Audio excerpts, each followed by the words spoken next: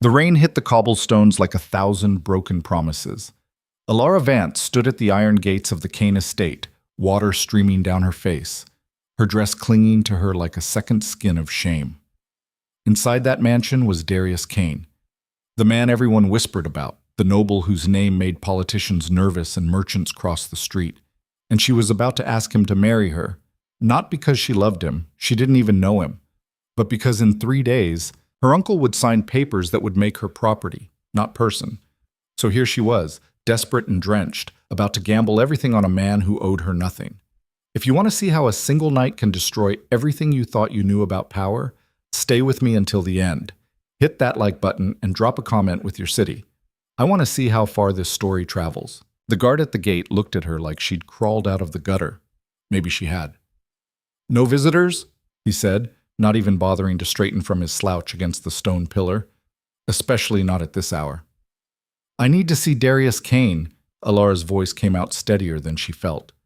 "Now." The guard laughed, a wet, ugly sound. "You and half the city, sweetheart. Come back when you've got an appointment. Or better yet, don't." She should have expected this, should have planned better. But planning required time, and time was the one currency she'd run out of 3 weeks ago, when her father's debts had finally come due, and her uncle had smiled that snake smile and told her he'd found a solution. The solution had a name: Marcus Thorne. 53 years old, twice widowed, with hands that felt like raw meat, when he'd grabbed her wrist at the engagement dinner and whispered what he planned to do on their wedding night. Elara's stomach turned at the memory. She pushed it down, locked it away with all the other horrors she couldn't afford to feel right now. "I said move along." The guard's hand dropped to the club at his belt. She could leave. Should leave. This was insane anyway, showing up at a stranger's house in the middle of a thunderstorm, asking him to upend his entire life for a woman he'd never met. Darius Kane didn't know her from any other desperate girl in this city. Why would he care? But then she thought of Marcus's smile, of her uncle's signature, poised above the marriage contract, of the way her own mother had looked away when Elara had begged for help, had said in that tired, defeated voice, "We all have to make sacrifices, darling. You'll understand when you're older." She was 22. How much older did she need to be to understand that some sacrifices weren't noble? They were just surrender? "Tell him Elara Vance is here." She stepped closer to the gate, letting the rain drive harder against her face. "Tell him I have information about the Northern Syndicate's movement through the Port District. And tell him if he doesn't see me in the next 5 minutes, I'll take what I know to the governor's office instead." It was a bluff. She didn't know a damn thing about the Northern Syndicate except what everyone knew. They were dangerous. They controlled half the black market trade in the city, and Darius Kane had been at war with them for years. The guard's expression shifted. Not much, just a slight tightening around the eyes, but it was enough. "Wait here," he muttered, and disappeared through a side door. Elara exhaled slowly, feeling her heart hammer against her ribs. The rain was getting colder. Her fingers were going numb. She wrapped her arms around herself and tried to stop shaking, from cold or fear. She couldn't tell anymore. What was she doing? This wasn't a plan. This was suicide dressed up as strategy. But suicide was starting to look better than the alternative. The door opened again. A different man emerged, taller, older, with the kind of face that had seen too much and stopped being surprised by any of it. He wore a house steward's formal coat, perfectly tailored despite the late hour. "Miss Vance?" His voice was clipped, professional. "Mr. Kane will see you, briefly." The gate swung open with a metallic groan. Elara stepped through, her shoes squelching on the gravel path. The steward led her across a courtyard dominated by a marble fountain, some ancient god or hero, she couldn't tell in the dark, and through a side entrance into the mansion itself. Inside, everything changed, the rain sounds muted to a distant whisper. Warmth hit her like a physical force. Her wet footsteps echoed on polished floors that probably cost more than her family's entire house. The steward didn't offer to take her soaked cloak, didn't offer her anything except a curt "this way," as he led her down a corridor lined with portraits of stern-faced ancestors who all seemed to be judging her. They stopped at a heavy wooden door. The steward knocked twice, paused, then opened it without waiting for an answer. "Miss Vance, sir." "Thank you, Morgan." The voice came from somewhere inside, deep, controlled. with an edge that suggested the control was a choice, not a nature. Elara stepped into what appeared to be a study. Bookshelves lined 3 walls, floor to ceiling.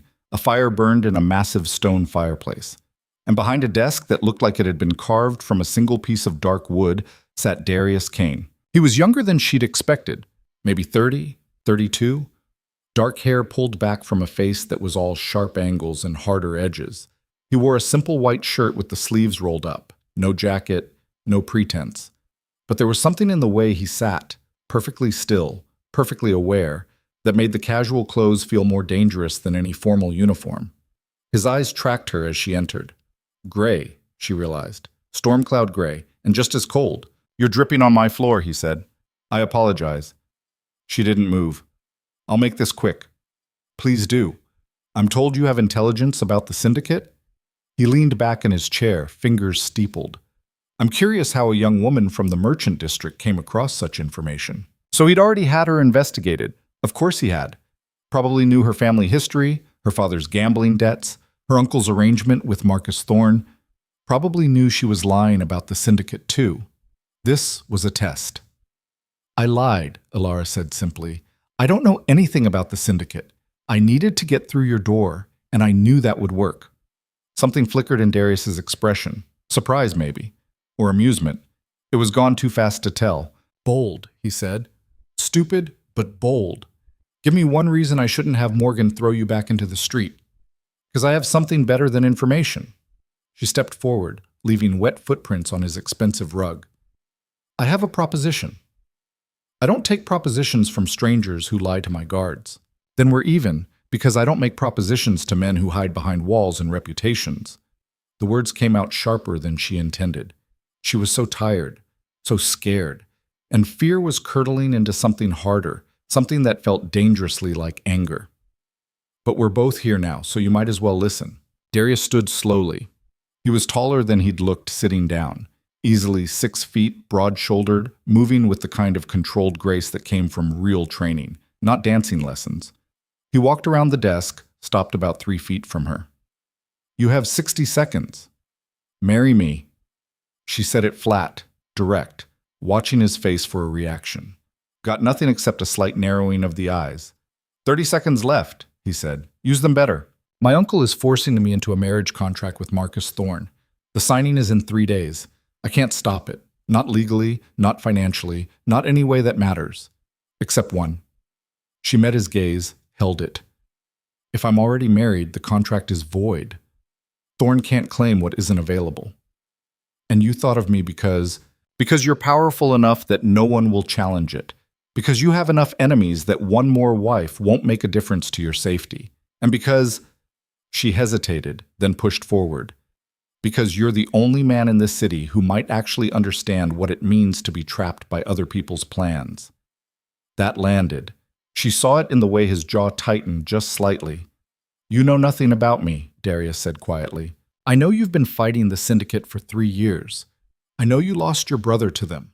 I know the council wants you to make peace, to negotiate, to compromise, and you keep saying no. She took a breath. I know what it's like when everyone around you insists you should just accept the cage they've built. So no, I don't know you, but I know enough. Silence stretched between them. Outside, thunder rolled across the city. The fire crackled and popped. This is insane, Darius said finally. Yes. You're asking me to marry a complete stranger, to make permanent enemies of your uncle and Marcus Thorne, to tie myself to whatever disaster your family's debts have created. Yes. On 3 days' notice, with no guarantee of anything except chaos. Yes. Elara's hands were shaking again. She clasped them behind her back. I'm asking for all of that. And I'm offering you absolutely nothing except my word that I won't betray you, I won't lie to you again, and I won't expect anything from you except the legal protection that comes with your name.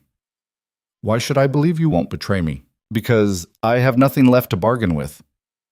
It hurt to say it out loud. Hurt to admit how completely she'd been stripped of options. I'm not coming to you from a position of power. I'm coming from desperation, and desperate people don't survive betraying Darius Kane. He studied her for a long moment. She could feel him taking her apart with that gaze, measuring, calculating, looking for the weakness he could exploit. You're either incredibly brave or incredibly foolish, he said. Probably both. Almost, almost, she thought she saw him smile. It was gone before she could be sure. If I agree to this, Darius said slowly, and I'm not saying I am, but if, there would be conditions. Her heart lurched. Name them. We leave tonight. Your uncle can't void what's already done, but he can make the process extremely difficult if he catches wind of it before we're ready. We go somewhere quiet, somewhere without the council's oversight, and we make it legal before anyone knows what's happening. That's fine. I'm not finished. He moved closer, close enough that she could see the faint scar running along his left jawline. This won't be a marriage in anything but paper. You'll have my name, my protection, and my legal standing. But you won't have my bed, my trust, or my affection. You'll live in this house, you'll attend the social functions required to maintain appearances, and you'll stay out of my business. In return, I'll keep you safe from Thorn and anyone else who tries to claim you. Is that clear? It was harsh, colder than the rain still soaking through her dress. But it was honest, and she'd take honest cruelty over kind lies any day. Clear, she said. And if you betray me, if you spy for your uncle, if you conspire against me, if you give me any reason to doubt your word, I will end this arrangement immediately and leave you to whatever consequences follow. I don't make empty threats, Miss Vance. I make promises. I understand. Darius watched her for another beat, then turned and walked back to his desk. He pulled out a piece of paper, scrawled something across it in sharp, angular handwriting, and rang a small bell. Morgan appeared almost instantly. Had he been listening at the door? Probably. Prepare 2 horses, Darius said, handing him the paper. Supplies for a week's travel, and send word to Father Mikhail in Greystone that will arrive by tomorrow evening. Morgan's eyebrows rose, the most emotion Elara had seen from him. Sir? Do it quickly. We leave in an hour.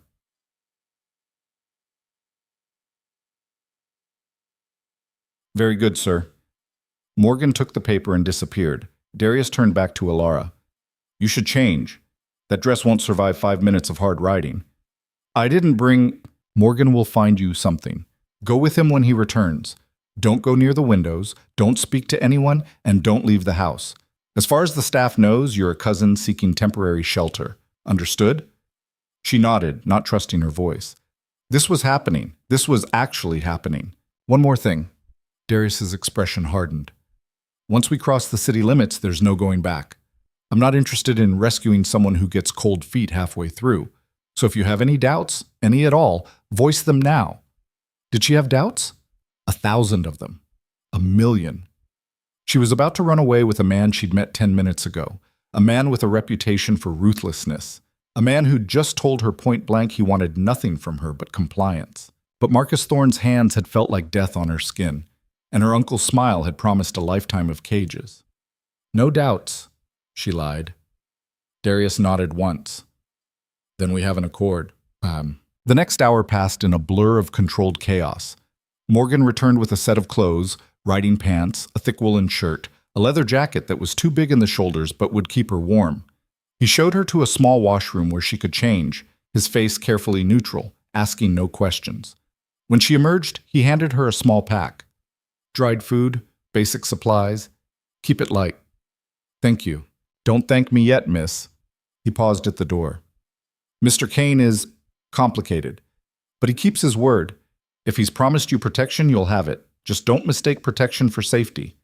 Before she could ask what that meant, he was gone. Elara made her way back to the study, her new boots pinching her feet. She'd never ridden a horse for more than an hour at a time, never traveled farther than the neighboring county. And now she was about to flee across half the kingdom with a stranger. The enormity of it hit her all at once. She steadied herself against the wall, breathing slowly. You can do this. You have to do this. Darius was waiting in the entrance hall, dressed in dark traveling clothes, a heavy cloak already fastened at his shoulders. He looked every inch the dangerous nobleman now, armed, alert, ready for trouble. Can you ride? He asked without preamble. Yes. Long distance? I'll manage. He gave her a skeptical look but didn't argue. The horses are ready. We'll take the north road out of the city, then cut east toward Greystone.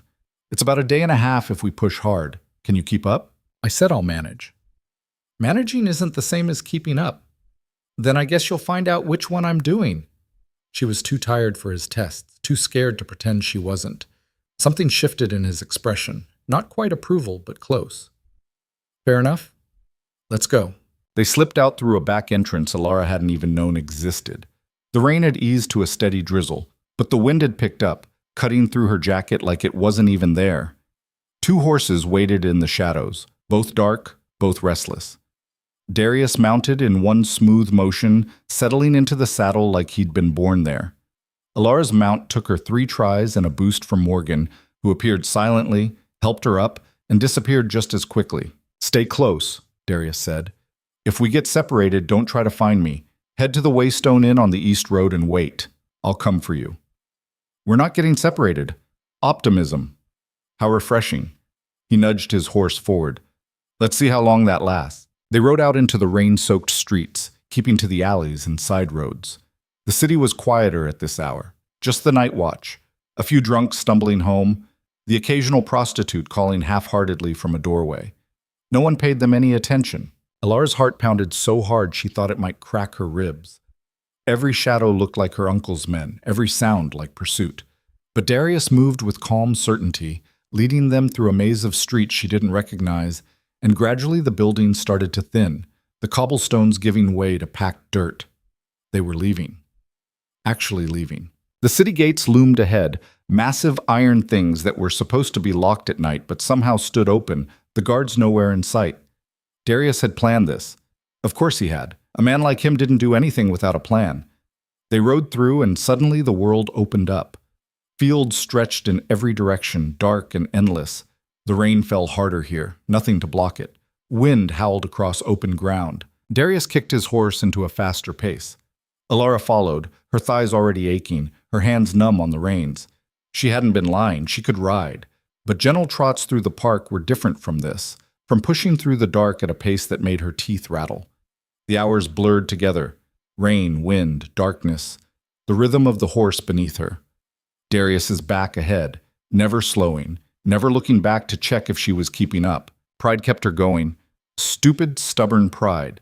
He'd asked if she could keep up, and she'd said yes, and she'd be damned if she proved him right by falling behind in the first hour. But everything hurt. Her legs screamed. Her back felt like it was breaking.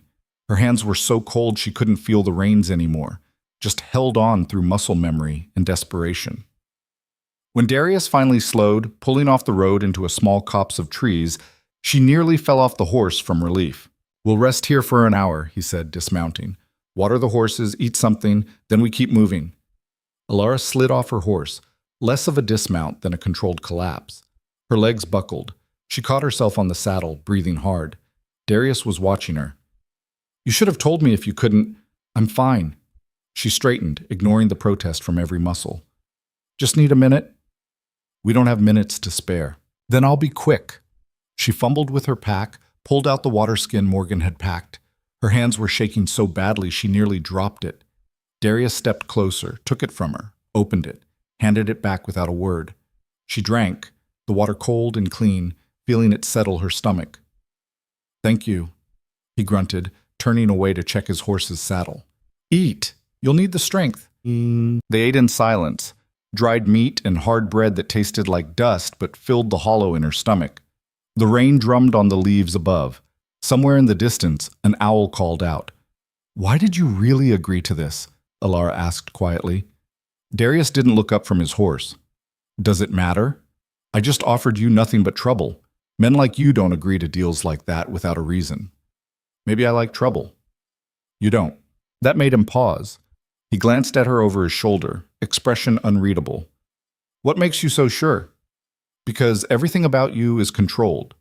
Your house, your clothes, the way you move, the way you talk. Men who like trouble don't work that hard to contain it." He studied her for a long moment. "You're more observant than I expected. You're better at avoiding questions than I expected." Almost. He smiled again. "Your uncle has connections to the Northern Syndicate. Not officially, not in any way that would hold up in court, but he moves money for them, launders it through his merchant operations." He turned back to his horse. "Marcus Thorne is one of their primary investors." Elara's blood went cold. You're saying? I'm saying your uncle planned to sell you to a syndicate financier. Whether he knew Thorne's connections or not doesn't matter. The effect is the same. Darius tightened a strap with sharp, precise movements. Marrying you takes a useful asset away from them. It also sends a message. I'm not afraid of their retaliation, and it gives me leverage I didn't have before. So I'm a weapon. You're a complication they didn't expect, which makes you valuable. She should have been angry, should have felt used. But at least it was honest. At least he wasn't pretending this was chivalry. What happens after? She asked. After we're married, after the council hears about it. What then? Then we play the game better than they do. He swung back into his saddle. Time to move. Elara forced herself back onto her horse, gritting her teeth against the pain. They rode back onto the road, and the night swallowed them again. Dawn came slowly, gray and grudging. The rain finally stopped, leaving the world soaked and cold. They'd been riding for nearly 10 hours straight. Elara couldn't feel her legs anymore. Couldn't feel much of anything except the desperate need to stop moving. But Darius pushed on, relentless. The landscape changed gradually, open fields giving way to rolling hills, then steeper terrain. Trees thickened around them. The road narrowed to barely more than a trail. We're close, Darius said, the first words he'd spoken in hours. To Greystone? To the border. Cross it, and we're in free territory. No council jurisdiction, no city law, just local magistrates who care more about coin than politics. And Father Mikhail, a priest who owes me a favor. He'll marry us. No questions asked, no record sent back to the capital. Darius glanced at her. This is your last chance to turn back. Once we cross that border, once we speak those vows, this becomes real, permanent. Are you certain? Elara thought of Marcus Thorne, of her uncle's smile, of her mother's defeated eyes. I'm certain. The border was marked by a simple stone cairn and a weather-beaten sign. Nothing dramatic, nothing ceremonial. Just a pile of rocks and a piece of wood with free territories carved into it. They crossed without slowing. On the other side, something in Darius's posture eased, just slightly, just enough to notice if you were watching carefully. Which Elara was. Always watching, always learning. There's an inn about 2 miles ahead, he said. We'll stop there, clean up, rest for a few hours. Then we find Mikhail and finish this. And after? After we figure out how to survive what comes next. The inn was small, worn, the kind of place that didn't ask questions as long as you paid in advance. Darius secured 2 rooms, separate, a detail Elara noticed and appreciated, and handed her a key. Sleep, he said. I'll wake you when it's time.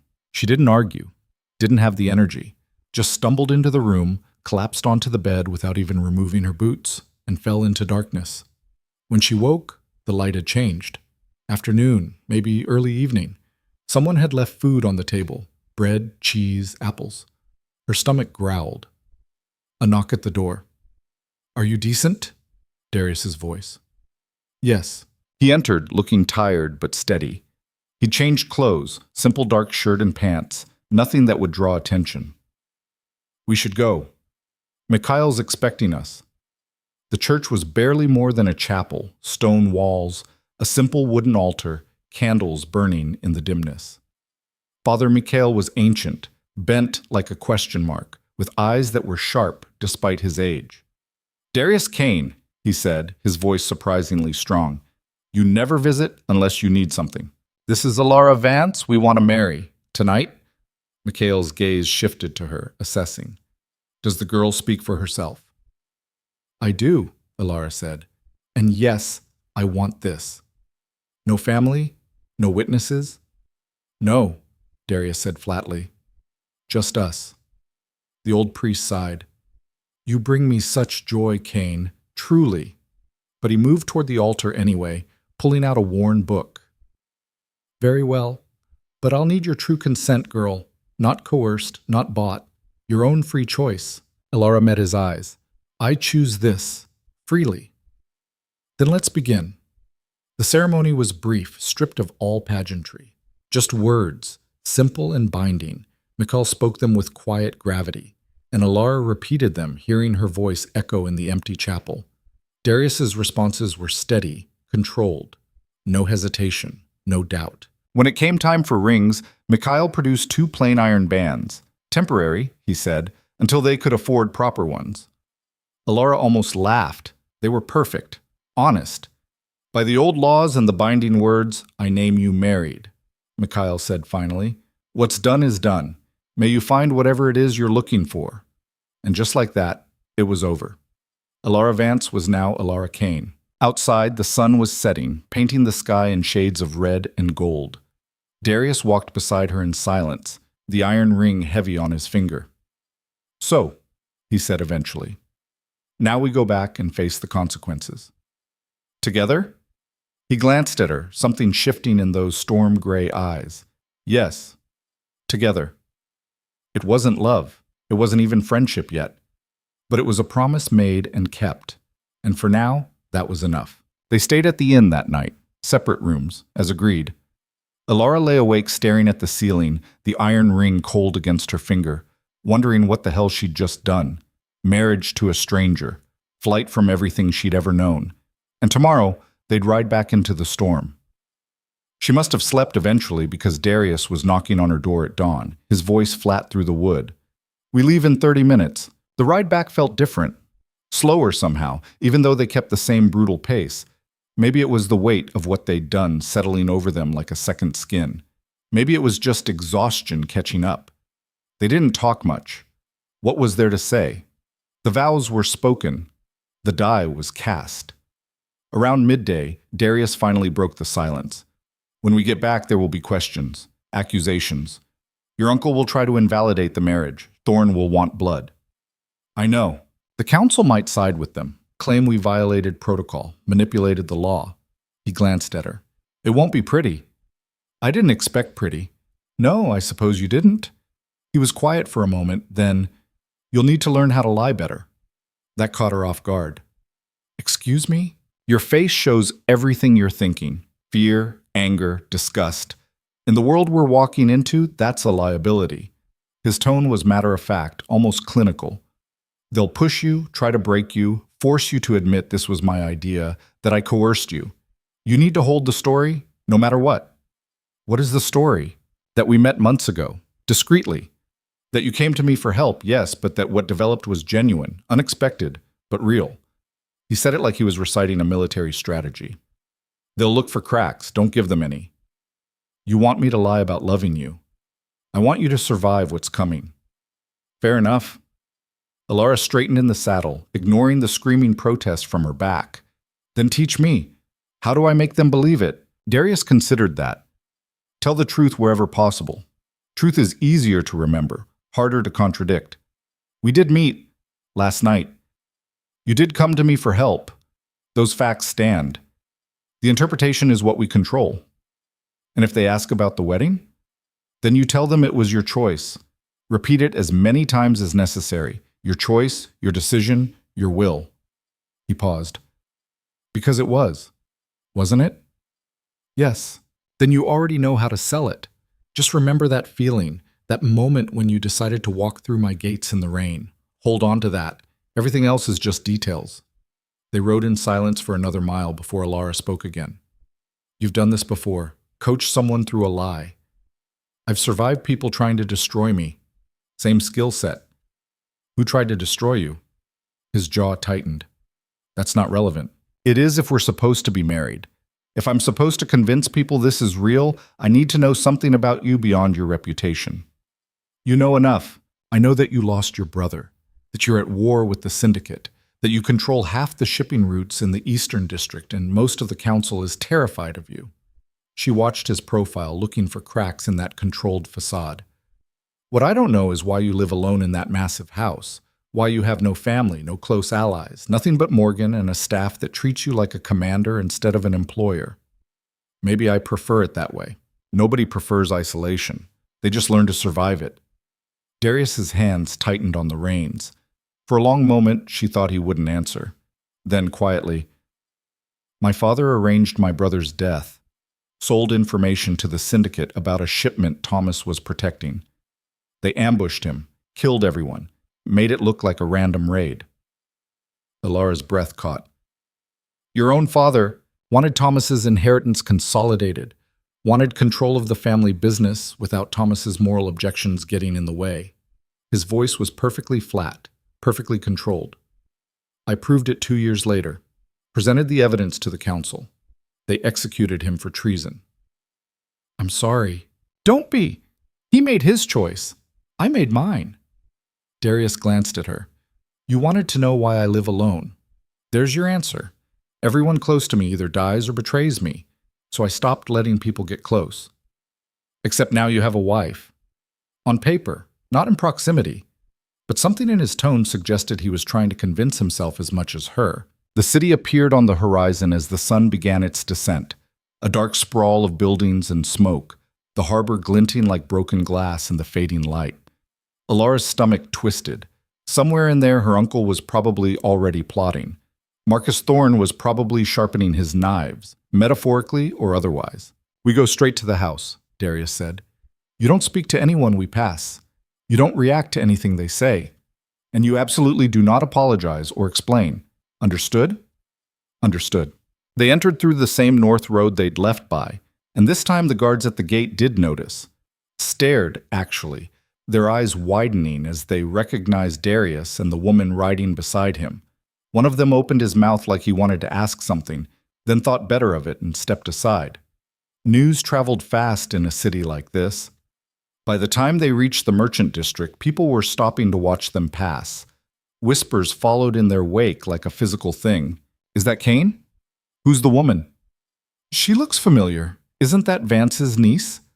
Elara kept her eyes forward, her spine straight, exactly as Darius had instructed. Let them stare. Let them wonder. She was Elara Kane now, and they'd all find out soon enough what that meant. They were 3 blocks from the Kane estate when the riders appeared, 6 of them, wearing her uncle's colors, blocking the street ahead. The leader was a man Elara recognized, Victor, her uncle's head of security. Tall, scarred, with the kind of eyes that enjoyed causing pain. That's far enough, Kane. Victor's hand rested casually on his sword hilt. The girl's coming with us. Darius didn't slow. The girl has a name, and she's not going anywhere. Her family wants her back. You've got no claim. I have every claim. Darius's voice cut like a blade. She's my wife, legally bound as of last night. Whatever arrangement her uncle had is void. Victor's face darkened. You're lying. I don't lie. I don't need to. Darius finally pulled his horse to a stop, 10 feet from Victor's men. Check with the Free Territories if you doubt me. Father Mikhail in Greystone. He'll confirm every word. Her uncle will never accept this. Her uncle's acceptance is neither required nor relevant. The tension ratcheted up another notch. Victor's men shifted in their saddles, hands moving toward weapons. Elara's heart hammered. 6 armed men against 1. Even if Darius was as dangerous as his reputation suggested, these weren't good odds. Last chance, Victor said. Hand her over, and we forget this happened. No. Then we'll take her. It happened fast. Victor drew his sword, and Darius moved faster, his blade clearing the sheath in a motion too quick to follow. He didn't charge forward, didn't need to. The threat was clear. Anyone who came for Elara would have to go through him first. Think carefully, Darius said, his voice deadly calm. You're in my district, my streets, my people watching from every window. You draw blood here, and it's not just me you'll answer to. It's everyone who depends on the stability I maintain. Victor hesitated. His men looked uncertain now, glancing at the buildings around them. Elara followed their gazes and realized Darius was right. Shutters were cracked open, faces peering out, witnesses to whatever happened next. This isn't over, Victor growled finally. No, Darius agreed. It's not. Tell Vance his niece is no longer his concern. If he has objections, he can take them to the council. Legally, like a civilized man. Victor spat on the ground but wheeled his horse around. His men followed, shooting dark looks over their shoulders. Elara didn't relax until they disappeared around a corner. That was too easy, she said quietly. That was a probe, testing our resolve. Darius sheathed his sword. The real fight comes later. Come on. The Kane estate appeared ahead, its gates standing open. Morgan waited in the courtyard, his expression unreadable as always. But Elara thought she caught a flicker of something. Surprise? Concern? When he saw her riding beside Darius. "Sir," Morgan said as they dismounted, "I trust the journey was successful?" "Successful enough. Have the staff prepare the east wing. Mrs. Kane will need proper quarters." Mrs. Kane. Hearing it said out loud made it real in a way the ceremony hadn't. Elara felt the weight of it settle on her shoulders like a physical thing. Morgan's eyebrows rose fractionally. "Of course, sir. And should I inform the household of the change in circumstances? You should inform them that my wife is to be treated with the same respect afforded to me. Any discourtesy will be met with immediate dismissal. Is that clear?" "Perfectly, sir." As Morgan left to arrange things, Darius turned to Elara. "You'll have your own space, your own staff, privacy when you need it. The arrangement we discussed stands. This is a legal convenience, nothing more." "I understand." "Do you?" He studied her face. "Because once the council gets involved, once your uncle starts spreading his version of events, this will become very complicated very quickly. You'll be caught in the middle of battles you didn't choose." "I chose this," Elara said firmly. "I walked through your gates. I spoke the vows. Whatever comes next, I chose it." Something shifted in his expression. Respect, maybe, or recognition. "Then let's prepare for war." The East Wing was beautiful in a cold, formal way. High ceilings, expensive furniture, windows that overlooked a garden Elara suspected no one ever used. 3 rooms, a bedroom, a sitting area, a private washroom with a tub large enough to drown in. It felt like a very elegant cage. A young woman appeared in the doorway, barely 20, with nervous hands and wide eyes. "Mrs. Kane, I'm Sarah. Mr. Morgan assigned me to assist you. Whatever you need." "Thank you, Sarah." Elara tried on a smile. It felt foreign. "I need a bath and something to eat, and then I need to sleep for about 3 days." Sarah's expression relaxed slightly. "I can manage the first 2. The third might be difficult. Mr. Kane asked that you join him for dinner at 7. "Of course he did." "Fine. What time is it now?" "Just past 5, ma'am." 2 hours. Enough time to wash away the road, to look like she belonged in these expensive rooms instead of feeling like an imposter playing dress-up. The bath was scalding hot and exactly what she needed. Elara sank into it until the water reached her chin, feeling muscles she didn't know she had slowly unknot. Sarah had laid out fresh clothes, a simple but well-made dress and deep blue soft leather shoes that actually fit. When Elara emerged, clean and dressed, she barely recognized herself in the mirror. The desperate girl who'd stood in the rain 3 nights ago was gone. In her place stood someone harder, someone who'd crossed a border and burned her bridges and married a dangerous man to escape a worse fate. Mrs. Kane. She'd have to learn to be that person now. Dinner was served in a small dining room off the main hall, intimate by mansion standards, which meant it could only seat 20. Darius was already there when she arrived, reading a stack of papers with that intense focus she was beginning to recognize. He looked up as she entered. Something flickered across his face. Surprise, maybe, at seeing her transformed from road-worn refugee to lady of the house. "You clean up well," he said. "So do you." He'd changed into formal clothes, dark jacket, crisp white shirt, every inch the powerful nobleman. It was jarring seeing him like this after days of travel. They sat at opposite ends of a table designed for 12, an absurd distance that made conversation feel like shouting across a canyon. Neither of them mentioned it. "The council will summon us tomorrow," Darius said as servants brought food. "Far too much for 2 people. Your uncle filed a formal complaint this afternoon. Kidnapping, coercion, manipulation of a vulnerable woman." "Of course he did." "Marcus Thorne added his own petition, breach of contract, theft of promised property." Darius's tone was clinical, but anger simmered underneath. "Apparently he'd already paid your uncle a substantial deposit." Elara's stomach turned. "I was sold." "Yes. And the council? What will they do?" "Investigate. Interview us separately, together, repeatedly. Look for inconsistencies. They'll want proof the marriage is legitimate, that you weren't forced." He paused. "They'll try to break you, make you admit you were coerced, that this was my idea. If they succeed, they can annul the marriage, return you to your uncle's custody, and levy sanctions against me for the disruption. And if we hold firm, Then they have to accept it, eventually. But it won't be quick, and it won't be pleasant. Elara pushed food around her plate. She wasn't hungry anymore. What do you need me to do? Tell the truth, whenever possible, exactly as we discussed. Darius set down his fork, met her eyes across that ridiculous expanse of table. But there's something else, something I need you to understand before we walk into that chamber tomorrow. What? The council isn't just investigating our marriage. They're looking for any weakness they can exploit against me. I have enemies there, people who've wanted me out of power for years but couldn't find grounds for it. This gives them ammunition. His expression hardened. Which means they'll come after you to get to me. They'll dig into your past, your family, every mistake you've ever made. And they'll use it all. Let them dig.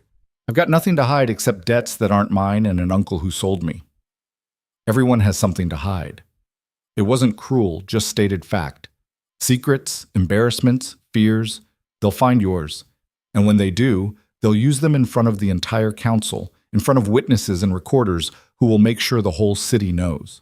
Elara thought about that, about her father's gambling, her mother's weakness, the creditors who'd shown up at their door demanding payment in cash or kind, about the desperation that had driven her to Darius's gates. I can handle it, she said. Can you? Because I've seen strong people break under that kind of scrutiny, admit to things that weren't true just to make it stop. I'm not strong. The words came out harder than she intended. I'm terrified. I've been terrified since the moment my uncle told me about Marcus Thorne, since I realized I had no options left except the one that would probably destroy me anyway. She met his gaze, held it. But being terrified isn't the same as being weak, and I didn't survive this long by giving up when things got hard. Darius studied her for a long moment. Then unexpectedly, he smiled. Really smiled. Not the almost expression she'd seen before, but something genuine. It transformed his face completely. No, he said quietly. I don't suppose you did. They finished dinner in something approaching comfortable silence. When the servants cleared the plates, Darius stood. Get some rest. We'll need to leave at 9 tomorrow. The council convenes at 10. Dress formally. They appreciate theater. Darius? He paused at the door. Thank you. For not treating me like a victim. Like something fragile that needs protecting. He considered that. You're not fragile. You're just adapting. There's a difference. After he left, Elara made her way back to the east wing. Sarah had turned down the bed, left a lamp burning low. Everything perfect, everything in its place. Elara sat on the edge of the bed, staring at the iron ring on her finger. In 3 days, she'd gone from her uncle's prisoner to Darius Kane's wife. From one cage to another, maybe. Or maybe something different, something she could work with. She thought about what Darius had said, about secrets and weaknesses and breaking under pressure. He was right that she had things to hide. But he was wrong about one thing. She wasn't going to break. She'd bend, maybe. Adapt. Learn how to survive in this new world she'd thrown herself into. But break? No, she'd already done the hardest thing. Everything after was just details. Sleep came easier than she expected. When she woke, early light was streaming through the windows and Sarah was knocking softly on the door. Mrs. Kane? Mr. Kane asked me to help you prepare for the council meeting. The morning passed in a blur of preparations. Sarah knew exactly what the council expected. Formal dress, severe styling, nothing ostentatious, but everything expensive enough to signal status. Elara let herself be managed, watching in the mirror as she transformed into someone who looked like she belonged in Darius Kane's world. When she finally emerged, Darius was waiting in the entrance hall. He gave her an assessing look, nodded once. Good. You look the part. And what part is that? Someone who made a choice and doesn't regret it. He offered his arm. Ready? No, absolutely not. But she took his arm anyway. Ready. The council chambers were everything she'd feared. Cold marble floors, high ceilings designed to make anyone standing before them feel small, and a semicircle of elevated seats where the council members sat in judgment.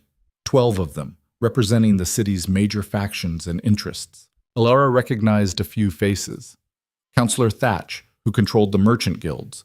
Councillor Reeves, the military liaison. And there, in the center seat, her uncle, Roderick Vance, looking at her with an expression that promised retribution. He'd bought a council seat 2 years ago. She'd forgotten that, or maybe blocked it out. Either way, seeing him there, elevated and powerful while she stood accused, made her blood boil. Darius's hand tightened fractionally on her arm. A warning or reassurance, she couldn't tell. Darius Kane and Elara Vance, the council speaker announced, deliberately using her maiden name. You stand accused of violating marriage protocol, coercion, and manipulation of a vulnerable citizen. How do you answer? Not guilty, Darius said calmly. On all counts. And for the record, her name is Elara Kane. She is my wife, legally bound as of 3 days ago in Greystone, witnessed and recorded by Father Mikhail of the Free Territories. Murmurs rippled through the chamber. Roderick's face darkened. Convenient, he said coldly. A marriage performed outside council jurisdiction, in a region known for overlooking legal technicalities. How do we know you didn't forge the documents? Bribe the priest? You could ask him yourself, Darius suggested. But we both know you won't, because if his testimony confirms what I've said, you lose your grounds for complaint. I've lost my niece to your manipulation. You lost your niece when you tried to sell her to a syndicate financier. Darius's voice cut through the chamber like a blade. Or did you think I wouldn't investigate Marcus Thorne before agreeing to this? I know exactly who he works for, what he traffics in, and what you plan to use Elara's marriage for. The chamber erupted. Counselors shouting questions, demands for proof, accusations flying in every direction. The speaker banged his gavel repeatedly, struggling to restore order. Through it all, Roderick stared at Elara with pure hatred.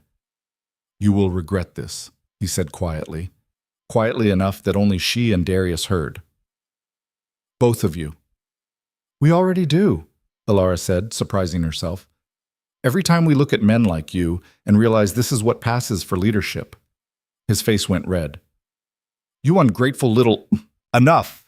The speaker's voice cracked like thunder. This session is adjourned pending investigation of Mr. Kane's claims. If evidence of syndicate involvement is found, there will be a full inquiry. Until then, the marriage stands as legal unless proven otherwise. He glared at both sides. You're all dismissed. Darius guided Elara out of the chamber before anyone could stop them. They made it to the carriage before she started shaking. I shouldn't have said that. I shouldn't have... You were perfect. Darius climbed in beside her, signaled the driver. You showed strength without aggression, defended yourself without apology. Exactly what they needed to see. My uncle is going to kill us. Your uncle is going to try. There's a difference. The carriage lurched into motion. He'll have to be careful now. I put Thorne's name in the official record. If anything happens to us, the investigation focuses on them. They've lost the element of surprise. So what now? Now we wait. Let the council do its investigation. Let your uncle make his next move. Darius looked out the window at the passing streets. And we prepare for whatever comes. The next 3 days were a masterclass in tension. Elara quickly learned that being married to Darius Kane meant living in a constant state of alert. Every visitor was suspect. Every message potentially a threat. The household staff moved like soldiers on patrol, and Morgan appeared at random intervals with updates that were never good news. Your uncle is meeting with Counselor Thatch. Marcus Thorne has retained legal counsel. The syndicate's intermediaries are asking questions about you in the lower districts. It never stopped.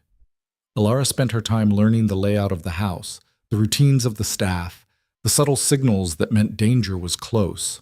Darius had been right. This wasn't marriage, it was warfare, and she needed to learn the battlefield fast. She also spent time with Darius himself. Odd moments when he'd appear in the library where she was reading or join her for brief, uncomfortable dinners where they'd discuss the day's developments like colleagues instead of spouses. Slowly, grudgingly, she started to understand him. The control wasn't armor, it was necessity. When you'd lost everyone who mattered, when betrayal came from family, you learned to trust exactly nothing except your own judgment. She could relate to that more than she'd expected. On the 4th day, Morgan appeared with news that made Darius go absolutely still. They found Thomas's informant, the one who sold information to your father. Morgan's voice was careful, controlled. He's willing to testify about the syndicate connections, the money trails, everything. Where is he? Protective custody. They're bringing him to the council tomorrow for a closed session. Darius's hands clenched into fists. Who else knows? Too many people, word spreading fast, which meant the syndicate knew. which meant they'd try to silence the informant before he could talk. Elara watched Darius's face, saw the calculation happening behind those gray eyes. "What are you thinking?" "I'm thinking," he said slowly, "that if that informant dies before testifying, this all falls apart. Your uncle walks free, Thorne walks free, and we become targets with no legal protection. So we protect him." "We?" Darius looked at her sharply. "We're in this together, remember? What threatens you threatens me." She stood up, surprising herself with the certainty in her voice. "Tell me what you need me to do." He studied her for a long moment. Then, to Morgan, "Where are they keeping him?" "The council's secure wing, North Tower, 3rd floor. 6 guards, rotating shifts." "Not enough. Not if the syndicate really wants him dead." Darius turned to Elara. "Can you get into the council building?" "Maybe. My uncle has clearance for the family wing. I used to visit before everything fell apart. I might still be on the approved list." "Might isn't good enough. It's all we have." She met his eyes. "Unless you have a better idea?" He didn't, and from the way his jaw tightened, he knew it. "This is dangerous," he said quietly. "If you're caught, I know the risks." "Do you?" "Because if this goes wrong, I can't protect you. Can't risk exposing myself to save you. You'd be on your own." Should have scared her, should have made her back down. But all she felt was that same cold certainty that had driven her to his gates in the rain. "Then I won't get caught." Darius stared at her. Then, slowly, he smiled that rare, genuine smile. "You're either brilliant or insane." "Still figuring that out myself." They planned it for midnight, when the guard shifts changed, when attention was at its lowest. Elara would enter through the family wing, navigate to the secure area, and verify the informant was actually protected. Just reconnaissance. Nothing more. It sounded simple. It wasn't. The council building loomed in the darkness, all sharp angles and shuttered windows. Elara approached the family entrance, her heart slamming against her ribs, and presented her credentials to the night guard. He barely glanced at them. "Haven't seen you in a while, Miss Vance?" "It's Mrs. Kane now." His eyebrows rose. "Right. Heard about that. Congratulations." He waved her through. Too easy. Something was wrong, but she was committed now. Elara moved through familiar corridors made strange by darkness and silence, heading toward the North Tower. Every shadow looked like a threat. Every sound made her flinch. The secure wing was supposed to be locked. It wasn't. The door stood slightly ajar, candlelight flickering from inside. Every instinct screamed at her to run. But if the informant was in danger, if they'd already gotten to him... Elara pushed the door open. The room was empty. No guards, no informant. Just overturned furniture and blood on the floor, fresh enough that she could smell the copper tang of it. Too late. They were too late. Footsteps echoed in the corridor behind her, multiple sets moving fast. She ran. The corridor twisted ahead of her, stone walls pressing close. Elara's boots slapped against marble, the sound echoing like gunshots in the silence. Behind her, the footsteps multiplied. 3 sets, maybe 4, gaining ground. She took a sharp left, then another right, trying to remember the building's layout from childhood visits that felt like someone else's life now. The family wing should connect to the East Gallery, which led to a servant's exit she'd used once to sneak out during a particularly boring dinner party. If it was still there, if it wasn't locked, if she could reach it before they caught her, too many ifs. A hand grabbed her shoulder. Elara spun, drove her elbow back hard, felt it connect with something soft. A grunt of pain. She yanked free and ran harder, her lungs burning. "Stop running, girl. We just want to talk." The voice was smooth, almost friendly, which made it worse somehow. She recognized that tone, the kind men used when they wanted you to trust them right before they hurt you. Ahead, the corridor opened into the East Gallery. Moonlight poured through tall windows, illuminating marble statues and expensive paintings. And there, in the far corner, the small door she remembered. She was 10 feet away when someone stepped out from behind a statue, blocking her path. Victor. Her uncle's security chief. "Of course. Enough games," he said, drawing a knife. Not his sword. Too obvious. Too loud. Just a simple blade that would slide between ribs without much fuss. "You're coming with us. Whether you're breathing or not is up to you. Elara skidded to a halt, her mind racing. 3 men behind her, Victor ahead. No weapons, no backup, just her and very bad odds. My uncle sent you. Your uncle wants answers. About Kane's accusations, about the informant, about what you really know. Victor took a step closer. But honestly, I don't care what he wants. You embarrassed us, made us look weak in front of the whole city. That requires a response. So this is about your pride. This is about maintaining order. Kane thinks he can take whatever he wants. Territory, influence, other men's property. Someone needs to remind him there are consequences. Property. There was that word again. Elara felt something cold and hard settle in her chest, pushing out the fear. I'm not property. Sure you are. Just a question of who owns you. Victor smiled. And since Kane's not here to defend his claim, the men behind her moved closer. Elara could hear their breathing, smell the oil on their weapons. Her mind cataloged exits. The door was blocked. The windows were 3 stories up. The main corridor led back toward more guards. No good options. Just bad ones and worse ones.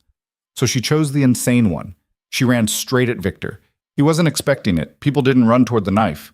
His eyes widened as she closed the distance, and for just a second he hesitated, trying to figure out what the hell she was doing.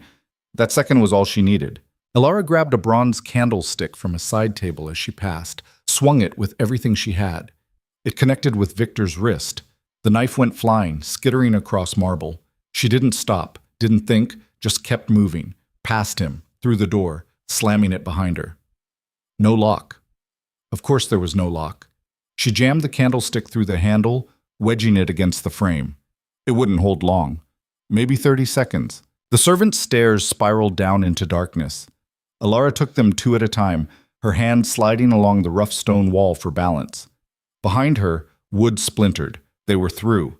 She hit the ground floor at a run, burst through a door into the kitchens, empty at this hour, thank the fates, and nearly collided with someone standing by the delivery entrance. Morgan. Darius's steward stood there like he'd been waiting for her, perfectly calm, holding her cloak. Mrs. Kane, he said evenly, Mr. Kane suggested you might need transportation. How did you? But there was no time. The footsteps were getting closer. Yes, now. He handed her the cloak, opened the door. A carriage waited in the alley, horses already moving before Elara had fully climbed inside. Morgan swung up beside the driver, and they were gone, wheels clattering on cobblestones, putting distance between her and Victor's men. Elara collapsed against the seat, gasping for air, her whole body shaking. That had been close. Too close. The carriage didn't head back to the Kane estate. Instead, it wound through the lower districts, taking random turns, doubling back, making sure no one followed. Elara watched the streets pass, trying to slow her hammering heart. Finally, they stopped in front of a nondescript building that might have been a warehouse or a counting house. Hard to tell in the dark. Morgan opened the door. This way, ma'am. Inside, past crates and filing cabinets, through a back room that smelled of old paper and candle wax, up another set of stairs to a space that looked like someone's idea of a temporary command center. Maps covered the walls, marked with pins and strings connecting different locations. A table held stacks of documents, coded messages, intelligence reports. And in the center of it all, studying a map with absolute focus, stood Darius. He looked up as she entered. Something flickered across his face, relief maybe, quickly buried under that familiar control. You're bleeding, he said. Elara glanced down. Her hand was cut, not deep, probably from grabbing the candlestick wrong. She hadn't even felt it happen. I'm fine. You're not fine. You almost got killed. He crossed to her in 3 strides, grabbed her wrist to examine the cut. His touch was clinical, professional, but there was tension in his grip. What happened? She told him. The empty room, the blood, Victor and his men, running through the council building like a criminal while trying to verify intelligence that had apparently been compromised from the start. It was a trap, she finished. They knew we'd try to reach the informant. They were waiting. Or they got there first and killed him, and you stumbled into the aftermath. Darius released her wrist, turned back to the map. Either way, we've lost our key witness. Without him, the investigation stalls. Your uncle walks away clean. So we find another way. There is no other way. The syndicate covered their tracks too well. Without direct testimony linking Thorne to them, without proof that your uncle facilitated the connection. He slammed his hand on the table, the sudden violence shocking after his usual control. We had one shot, and it's gone. Elara had never seen him like this, frustrated, almost defeated. It was unsettling. Darius Kane didn't lose. That was his whole reputation, unbeatable, untouchable, except he was losing now. They both were. There has to be something, she said. Records, witnesses, someone else who knows. You think I haven't looked? I've spent 3 years trying to prove the syndicate's reach into the council. 3 years of dead ends and murdered informants and evidence that conveniently disappears. His voice was harsh, raw. They're too good at this, too careful. And men like your uncle are too well protected. Then we make him careless. Darius looked at her sharply. What? You said it yourself. They're careful. They plan everything, control every angle. Elara's mind was racing now, pieces clicking together. So we give them something they can't plan for, something that forces them to react instead of strategize. Like what? Like me? Absolutely not. Listen, no. Whatever you're thinking, the answer is no. Darius crossed his arms. You've taken enough risks tonight. I'm not letting you. You're not letting me do anything, Elara cut him off. I'm not asking permission. I'm telling you what I'm going to do, and you can either help or get out of the way. The silence stretched between them, sharp and dangerous. Morgan, who'd been standing quietly by the door, looked like he wanted to be anywhere else. Explain, Darius said finally. His voice had gone cold. My uncle thinks I'm weak, thinks I'm just another piece to move around the board. So does Thorne, so does everyone at the council. She met Darius's gaze, held it. We use that. I go back to him. Tell him I made a mistake, that I was scared, that I want out of this marriage. That's insane. That's strategy. He'll believe it because it fits what he wants to believe. That I'm not a threat, that I'm controllable.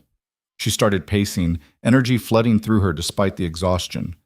And once he believes it, once he thinks I'm back under his control, he'll get sloppy. He'll talk, make deals, give orders, all the things he's been hiding because he knows we're watching. And you'll what? Spy on him? Report back everything you hear? Darius shook his head. You don't know these people. Don't understand how dangerous they really are. I know my uncle sold me. I know Thorne planned to do things I can't even think about without feeling sick. I know the syndicate murders anyone who gets in their way. Her voice shook slightly, but she pushed through. So, yeah, I think I understand exactly how dangerous they are. Understanding and surviving are different things. Then teach me how to survive. You survived your father's betrayal. Survived years of fighting the syndicate alone. Teach me what you know. Darius stared at her like she'd grown a second head. You're serious? Completely. This isn't a game, Elara. If they catch you, then I'm dead. Just like I'd be dead if I'd married Thorne. Just like I'll be dead if we don't stop them now. She stopped pacing, faced him directly. I didn't ask you to marry me so I could hide in your house and hope everything works out. I asked because I needed power, protection, a chance to fight back. Well, now I'm fighting. You can help me do it smart, or I'll do it stupid, but I'm doing it. Morgan cleared his throat softly. Sir, if I may, she has a point. Vance won't expect her to come back. He'll think she's broken, desperate, easy to manipulate, and if she can get close enough to observe his communications, his meetings… You're actually agreeing with this? Darius rounded on him. I'm saying it's not the worst plan I've heard. It's risky, yes, but everything we've tried has been risky. Morgan's expression was carefully neutral. And the direct approach hasn't worked.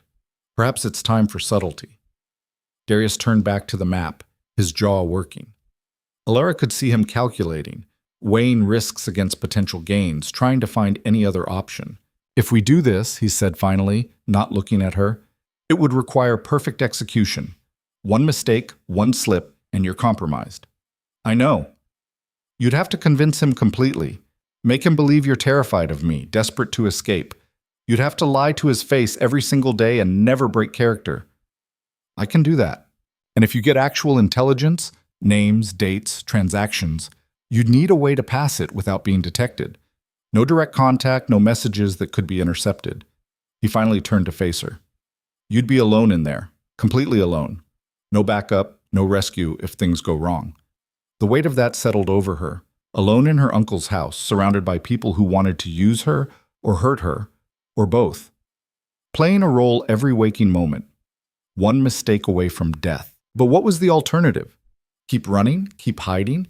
Wait for the syndicate to find another way to destroy them? I can do it, she said again, quieter but firmer. Darius studied her face for a long moment. Then he exhaled slowly, something like resignation or respect, or both crossing his features. You're either the bravest person I've ever met, or the most foolish. You've said that before. It's still true. He moved to the table, pulled out a blank piece of paper. All right, if we're doing this, we do it right. No improvisation, no guessing. We plan every detail. They worked through the night. Morgan produced maps of her uncle's house. Darius apparently had intelligence on half the city's important buildings, and they marked out rooms, routines, security patterns. Elara described her uncle's habits, his schedule, the servants he trusted, and the ones he ignored. He takes breakfast alone, she said, in his study. That's when he reads correspondence, signs documents. If I can get access to that room— Too risky first thing, Darius said. You need to establish normalcy first. Make him comfortable with your presence. Give it at least 3 days before you try anything active. 3 days of pretending to be broken. 3 days of survival. He marked something on the map. What about his personal guard? Victor and the others? Victor will be a problem. He's loyal, but he also hates me now. Might push my uncle to punish me, make an example. Then you need to be punished, visibly. Enough that everyone believes you're suffering consequences. Darius's voice was flat, but his hands had tightened on the pen. Can you handle that? The question hung in the air. Could she handle being humiliated, degraded, maybe physically hurt, all to maintain a cover? Yes, she said. Because what choice did she have? They planned until dawn. Light started creeping through the windows. Every contingency, every scenario, every possible disaster. Morgan contributed details about the syndicate's communication methods, how to recognize coded messages, which servants in various households might be compromised.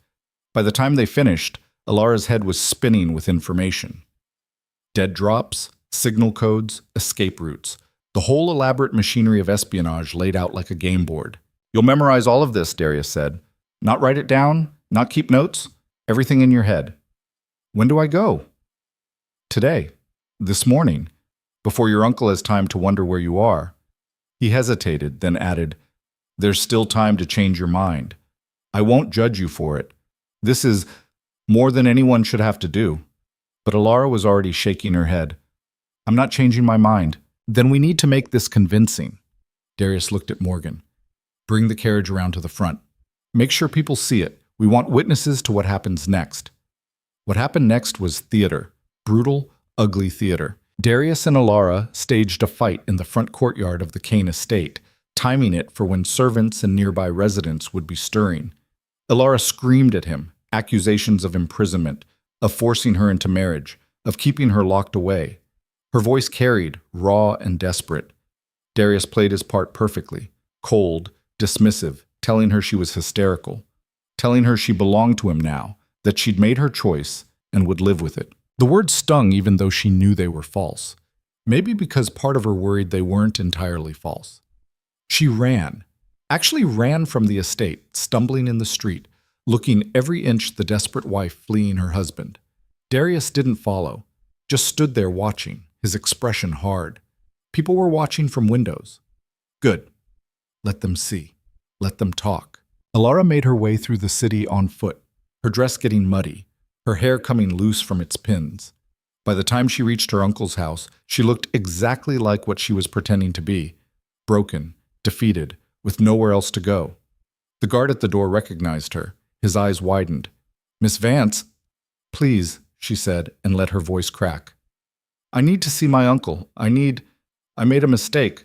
Such a terrible mistake. The guard hesitated, then disappeared inside. Elara stood there shaking, not entirely acting now. This was it, the point of no return. When the door opened again, it wasn't the guard. It was her uncle. Roderick Vance stood in the doorway, looking down at her with an expression she couldn't quite read. Satisfaction, maybe. Or vindication. "Elara," he said, almost gently. "What happened?" "I'm sorry." The words tasted like ash. "I was wrong. About everything. He's not what I thought. I thought he would protect me, but he's just like Thorn. Worse, maybe. At least Thorn wanted me. Cain just wanted to win. It wasn't entirely false. That was the trick Darius had taught her. Lie with truth whenever possible. Cain had wanted to win. Their marriage was a strategic move. She just left out the part where she'd understood that from the beginning. Her uncle's expression softened slightly. "Come inside. You're causing a scene." She followed him into the house she'd grown up in, feeling the walls close around her like a trap. The door shut behind her with a sound like finality. Roderick led her to his study, the same room where he'd told her about the arrangement with Thorn, where he'd smiled that snake smile and said it was for the best. She wanted to run, wanted to scream, wanted to claw that smile off his face. Instead, she sat down and looked at him with wide, frightened eyes. "I didn't know what else to do," she said quietly. "Where else to go? He's so angry with me. The council hearing, the accusations you made, he blames me. Says I embarrassed him, that I'm more trouble than I'm worth." "I tried to warn you," Roderick said. Not unkindly. That was worse somehow, the false sympathy. "Cain is dangerous, unstable. Everyone knows it. I just wanted to be free. From Thorn, from all of it." She let tears gather in her eyes. Not hard. She was terrified enough that they came naturally. "But I'm not free. I'm trapped. And now the marriage is legal and I can't get out. And he owns me just like Thorn would have, except worse, because at least Thorn—" "Shh." Roderick moved closer, patted her shoulder. His touch made her skin crawl. "It's all right. We'll figure this out. There are ways to dissolve a marriage, legal channels. It will take time, but I don't have time. He said if I try to leave again, if I humiliate him again—" She let the sentence trail off, let him imagine the threat. "He threatened you?" "Not directly. He's too smart for that. But I know what he meant." Elara looked up at her uncle, putting every ounce of desperation she felt into her expression. "Please, I know I defied you. I know I made things difficult. But I'm begging for help. Let me stay here. Just until the council investigation is over, until there's a legal way out. I'll do whatever you want, cooperate with whatever you need, just please don't make me go back there." Roderick studied her face. She could see him calculating, weighing whether to believe her. "You embarrassed me in front of the entire council," he said, finally. "Accused me of working with the syndicate. Made me look like a criminal. That was Cain, not me. I didn't know what he was going to say. But you didn't contradict him either. I was terrified. I didn't know what to do." The lies flowed easier now. "I still don't. I'm completely lost. Everything I thought would save me just made things worse." Silence.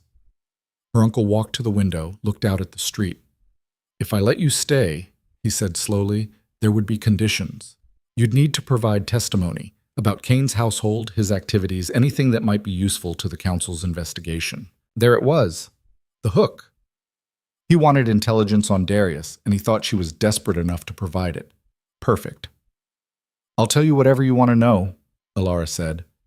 "I just want to be safe." Roderick turned back to her, and this time his smile was real, satisfied. The smile of a man who'd just regained control of a wayward piece. "Then you can stay," he said.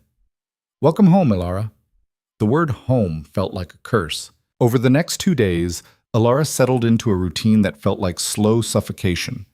Her uncle gave her back her old room, or a version of it, stripped of anything personal, anything that might help her feel like she belonged. She took meals with the family, sat quietly through her uncle's lectures about duty and obedience, played the role of the chastened niece who'd learned her lesson. Victor watched her constantly, suspicious, hostile, waiting for her to slip. She avoided him when possible, kept her eyes down when she couldn't, and she watched, listened, memorized. Her uncle's routine was predictable: breakfast alone in the study, mid-morning meetings with various business associates. Afternoon correspondence. He received visitors at specific times, always the same ones. Counselor Thatch on Tuesdays, a man named Corvin, who Elara didn't recognize on Thursdays. And every evening at 8, he locked himself in the study for exactly 1 hour. That was when he communicated with the syndicate. She was certain of it. On the third day, she made her move. The servants cleared dinner early. Her uncle had guests coming, important ones, and wanted privacy. Elara excused herself to her room, waited until the house settled into evening routines, then slipped back downstairs. The study door was closed, but not locked. Amateur mistake. Or maybe her uncle just didn't think she was a threat anymore. Inside, papers covered the desk. Elara moved quickly, scanning contents without touching anything. Shipping manifests, property deeds, financial statements. Nothing obviously incriminating. Then she saw it. A letter, partially hidden under a ledger. The handwriting was unfamiliar, the signature just an initial. T. Roderick. The Kane situation requires resolution. The girl is useless to us now, but she knows too much to be left wandering. Suggest permanent solution. We'll discuss details at tomorrow's meeting. Come alone. T. Thorne. Marcus Thorne. Permanent solution. They were going to kill her. Elara's hand shook as she memorized the words. Tomorrow's meeting. Where? When? The letter didn't say. Footsteps in the hallway. Close. She replaced the letter exactly as she'd found it, moved toward the door. Too late. It opened. Her uncle stood there, his face going from surprise to cold fury in the space of a heartbeat. What are you doing in my study? Elara's mind raced. Denial wouldn't work. He'd caught her red-handed. Confession would destroy everything. So she went with panic. I needed to know, she said, letting her voice shake. Whether you were really helping me or just using me again. I'm sorry. I know I shouldn't have, but I needed to know if I could trust you. It was thin, barely believable, but it played into what he expected, a desperate girl making stupid decisions out of fear. Roderick's expression didn't soften. You violated my privacy, my trust. I know, I'm sorry. She took a step back. I'll go, back to my room. I won't. You'll stay right there. He moved into the study, closed the door behind him. I've been patient with you, Elara, given you shelter when you had nowhere else to go. And this is how you repay me? I'm sorry. Sorry isn't enough. His voice had gone quiet. Dangerous. You're a liability. Kane's accusations, your little spy mission to the council, now this. You bring nothing but trouble. Uncle, please. Marcus was right. You're more trouble than you're worth. He pulled something from his jacket, a letter, different from the one on the desk. I received this an hour ago, from Kane's lawyer. He's demanding your return, threatening legal action if I continue to harbor his wife. Elara's stomach dropped. That wasn't part of the plan. Darius wasn't supposed to contact her uncle at all, unless it wasn't really from Darius. You need to leave, Roderick said. Tonight, before this gets any more complicated. Leave and go where? Back to Kane. That's not my problem anymore. Her uncle opened the study door, called for Victor. Escort my niece out. Make sure she reaches the Kane estate safely. Victor appeared, his smile predatory. With pleasure. This was wrong. All wrong. Elara tried to catch her uncle's eye, to say something that would make him reconsider, but he'd already turned away. Dismissed her. Done. Victor grabbed her arm, hard enough to bruise. Come on, let's get you home to your husband. He pulled her toward the front door. Elara's mind spun through options. Run, fight, scream. None of them would work. Victor was too strong, too prepared. They were outside now, the night air cold against her face. A carriage waited in the street. Not the Kane family carriage. Something else. Something wrong. This isn't the way to the estate, Elara said. Shut up. Victor shoved her toward the carriage door. That's when she saw the driver's face. Corvin. The man who visited her uncle on Thursdays. The one she didn't recognize. Syndicate. He was Syndicate. Elara planted her feet, twisted hard against Victor's grip. No, I'm not getting in that. His fist caught her in the stomach. Pain exploded through her middle. She doubled over, gasping, and he lifted her like she weighed nothing, threw her into the carriage. The door slammed shut, locked from the outside. Through the window, she saw Victor exchange a few words with Corvin, saw money change hands, saw Victor walk back toward her uncle's house without looking back. The carriage lurched into motion. Elara threw herself against the door, yanking the handle. Locked. She tried the other side. Same. The windows were too small to climb through. Trapped. She was trapped, and the carriage was heading away from the Kane estate, away from anything familiar, toward wherever the syndicate took people who knew too much, toward the permanent solution. The carriage rattled through streets Elara didn't recognize, heading toward the warehouse district where the city's legitimate business gave way to something darker. She tried the door again, knowing it was useless, her fingers scrabbling at the lock mechanism. Nothing. The windows were too narrow, the glass too thick. Think. She had to think. Her stomach still ached where Victor had hit her. She pressed a hand against it, breathing through the pain, trying to focus. What would Darius do? What had he taught her during those long planning sessions? When you can't fight the situation, change it.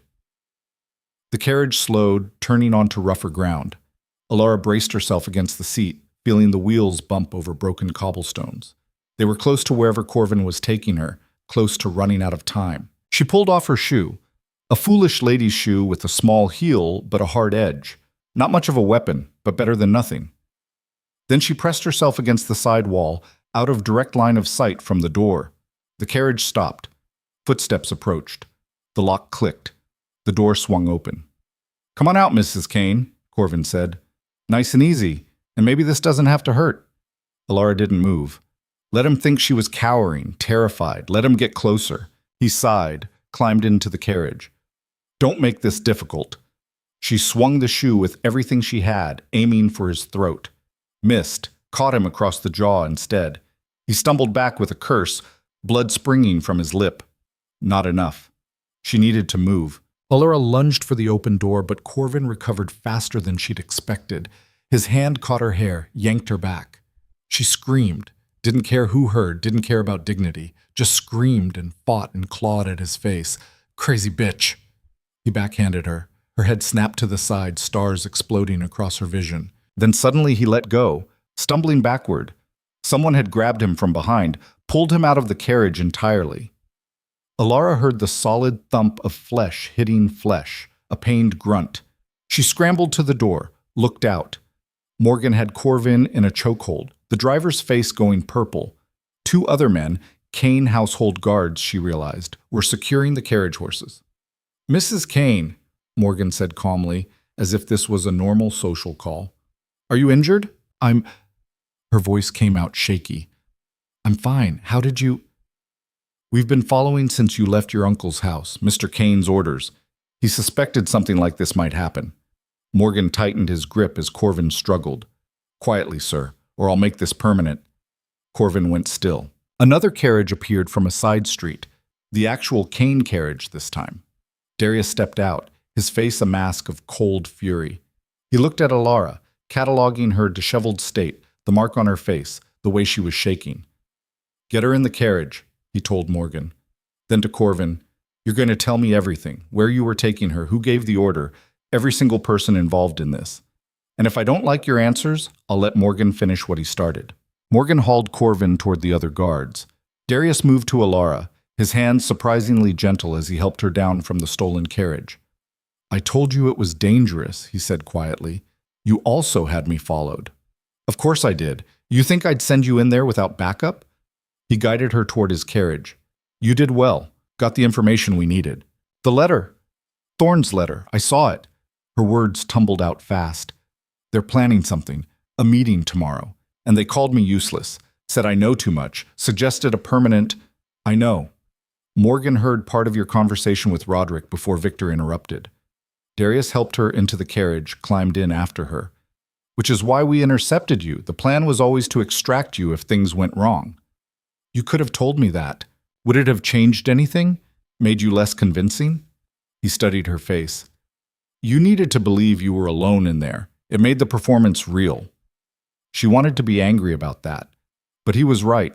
If she'd known rescue was coming, she wouldn't have fought as hard, wouldn't have sold the terror as completely. "Your uncle sold you to the syndicate," Darius said flatly. "Corvin paid him. We have witnesses to the transaction. That's treason, conspiracy, human trafficking. Enough charges to bury him." "And Thorne?" "The letter you memorized is evidence. Not enough on its own, but combined with Corvin's testimony, he allowed himself a thin smile. We might finally have them. The carriage took them back through the city, but not to the Kane estate. Instead, they headed toward the council building, lights blazing despite the late hour, guards stationed at every entrance. "Emergency session," Darius explained. "I called it an hour ago when Morgan confirmed your uncle's involvement. Half the council is already inside, demanding answers. They'll just protect him. They always protect their own. Not when the evidence is this clear. Not when it involves the syndicate openly attacking a council member's wife." His expression hardened. "You're not just a girl from the merchant district anymore, Elara. You're Mrs. Kane. An attack on you is an attack on me. And the council won't tolerate that kind of chaos." The carriage stopped. Guards opened the door, and Elara suddenly understood why Darius had brought her here directly. Bruised face, torn dress, still shaking from the attack. She was living proof of what had happened. She was evidence. "Can you do this?" Darius asked quietly. "Face them again?" Every part of her wanted to say no, wanted to hide, to collapse, to let someone else handle the aftermath. But she'd come too far to stop now. Yes. The council chamber was packed, all 12 counselors present, plus what looked like half the city's legal establishment crammed into the gallery. Conversations died as Elara entered beside Darius. She felt every eye on her, taking in her appearance, making judgments. Let them look. Let them see what Roderick Vance had done to his own niece. The speaker banged his gavel. "This emergency session will come to order.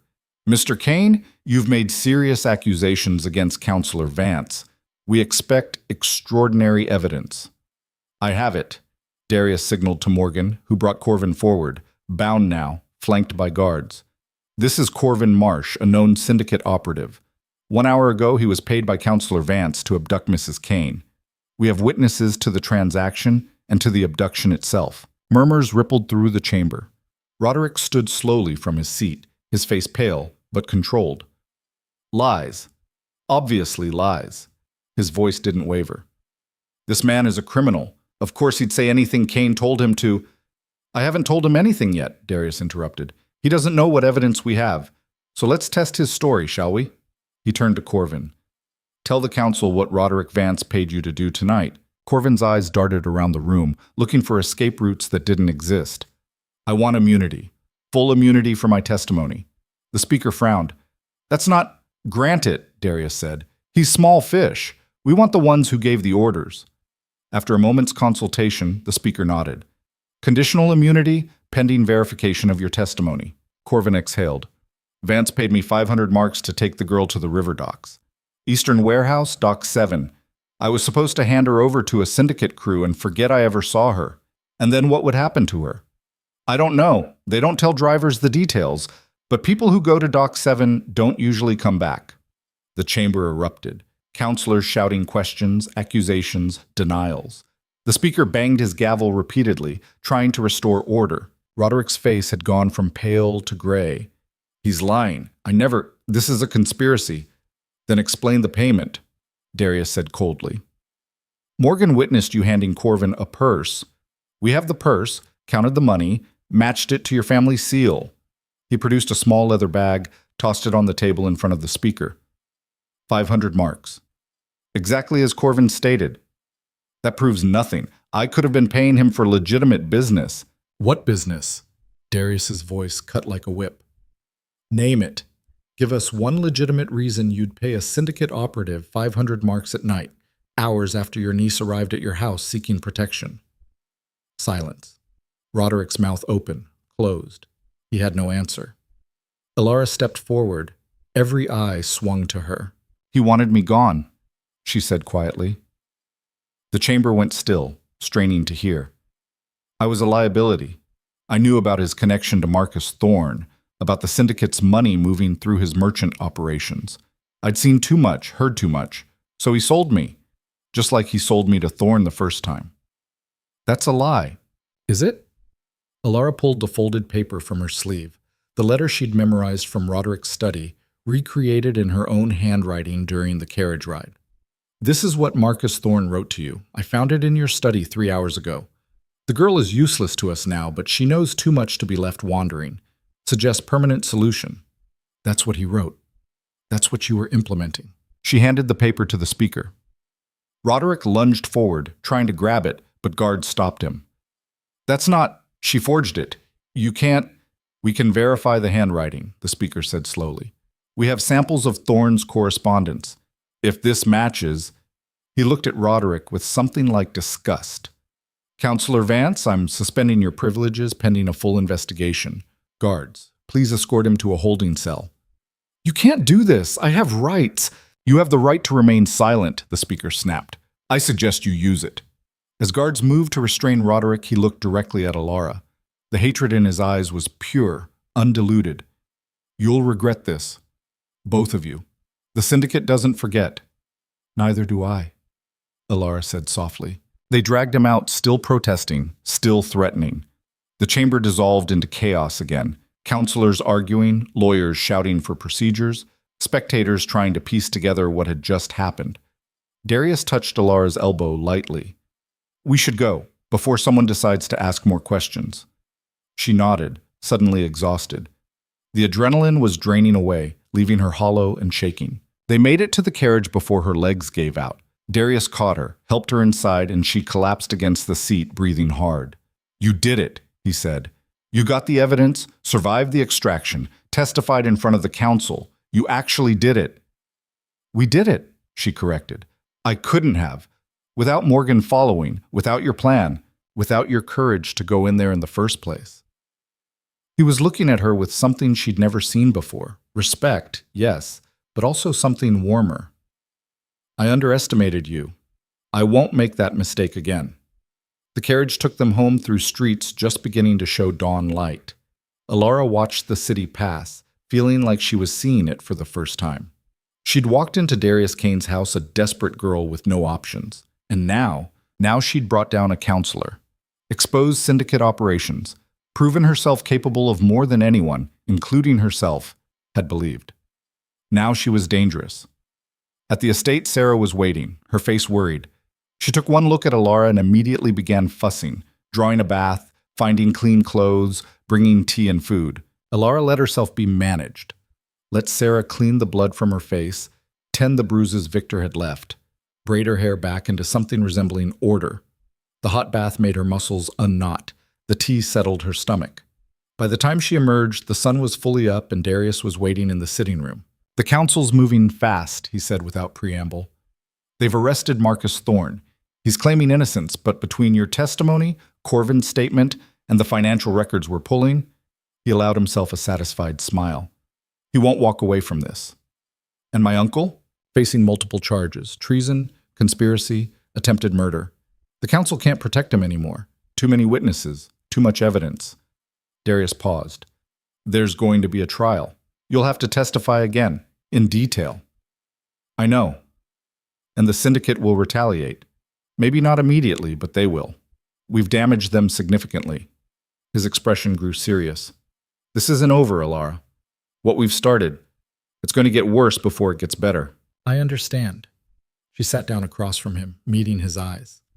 I'm not afraid. You should be. Being brave doesn't mean being foolish. Then I'm both. We've established that already.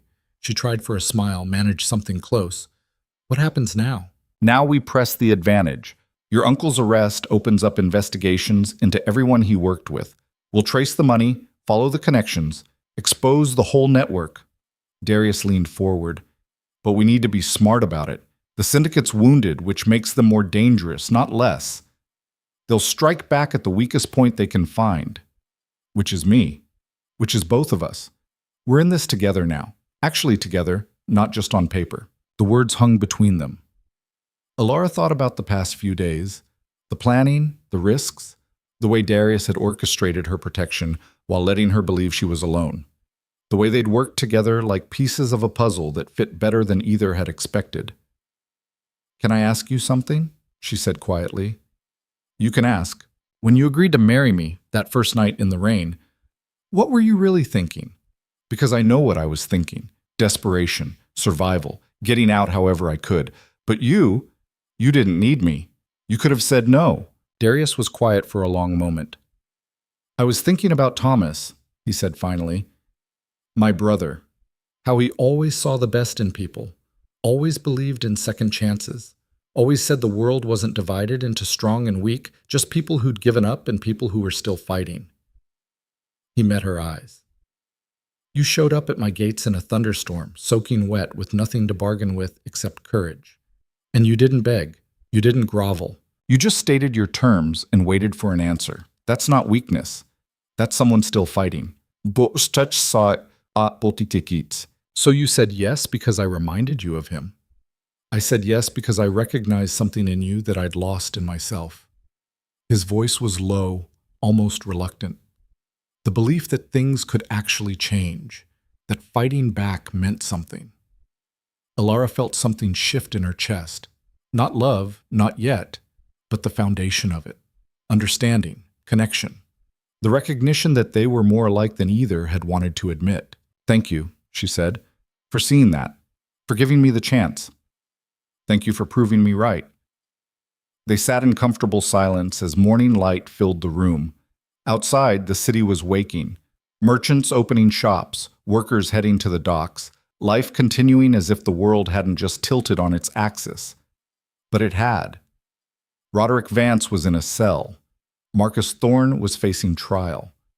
The syndicate's carefully constructed network of influence was unraveling. And Elara Kane, no longer just a desperate girl from the merchant district, had helped make it happen. The next few days passed in a blur of legal proceedings and political maneuvering.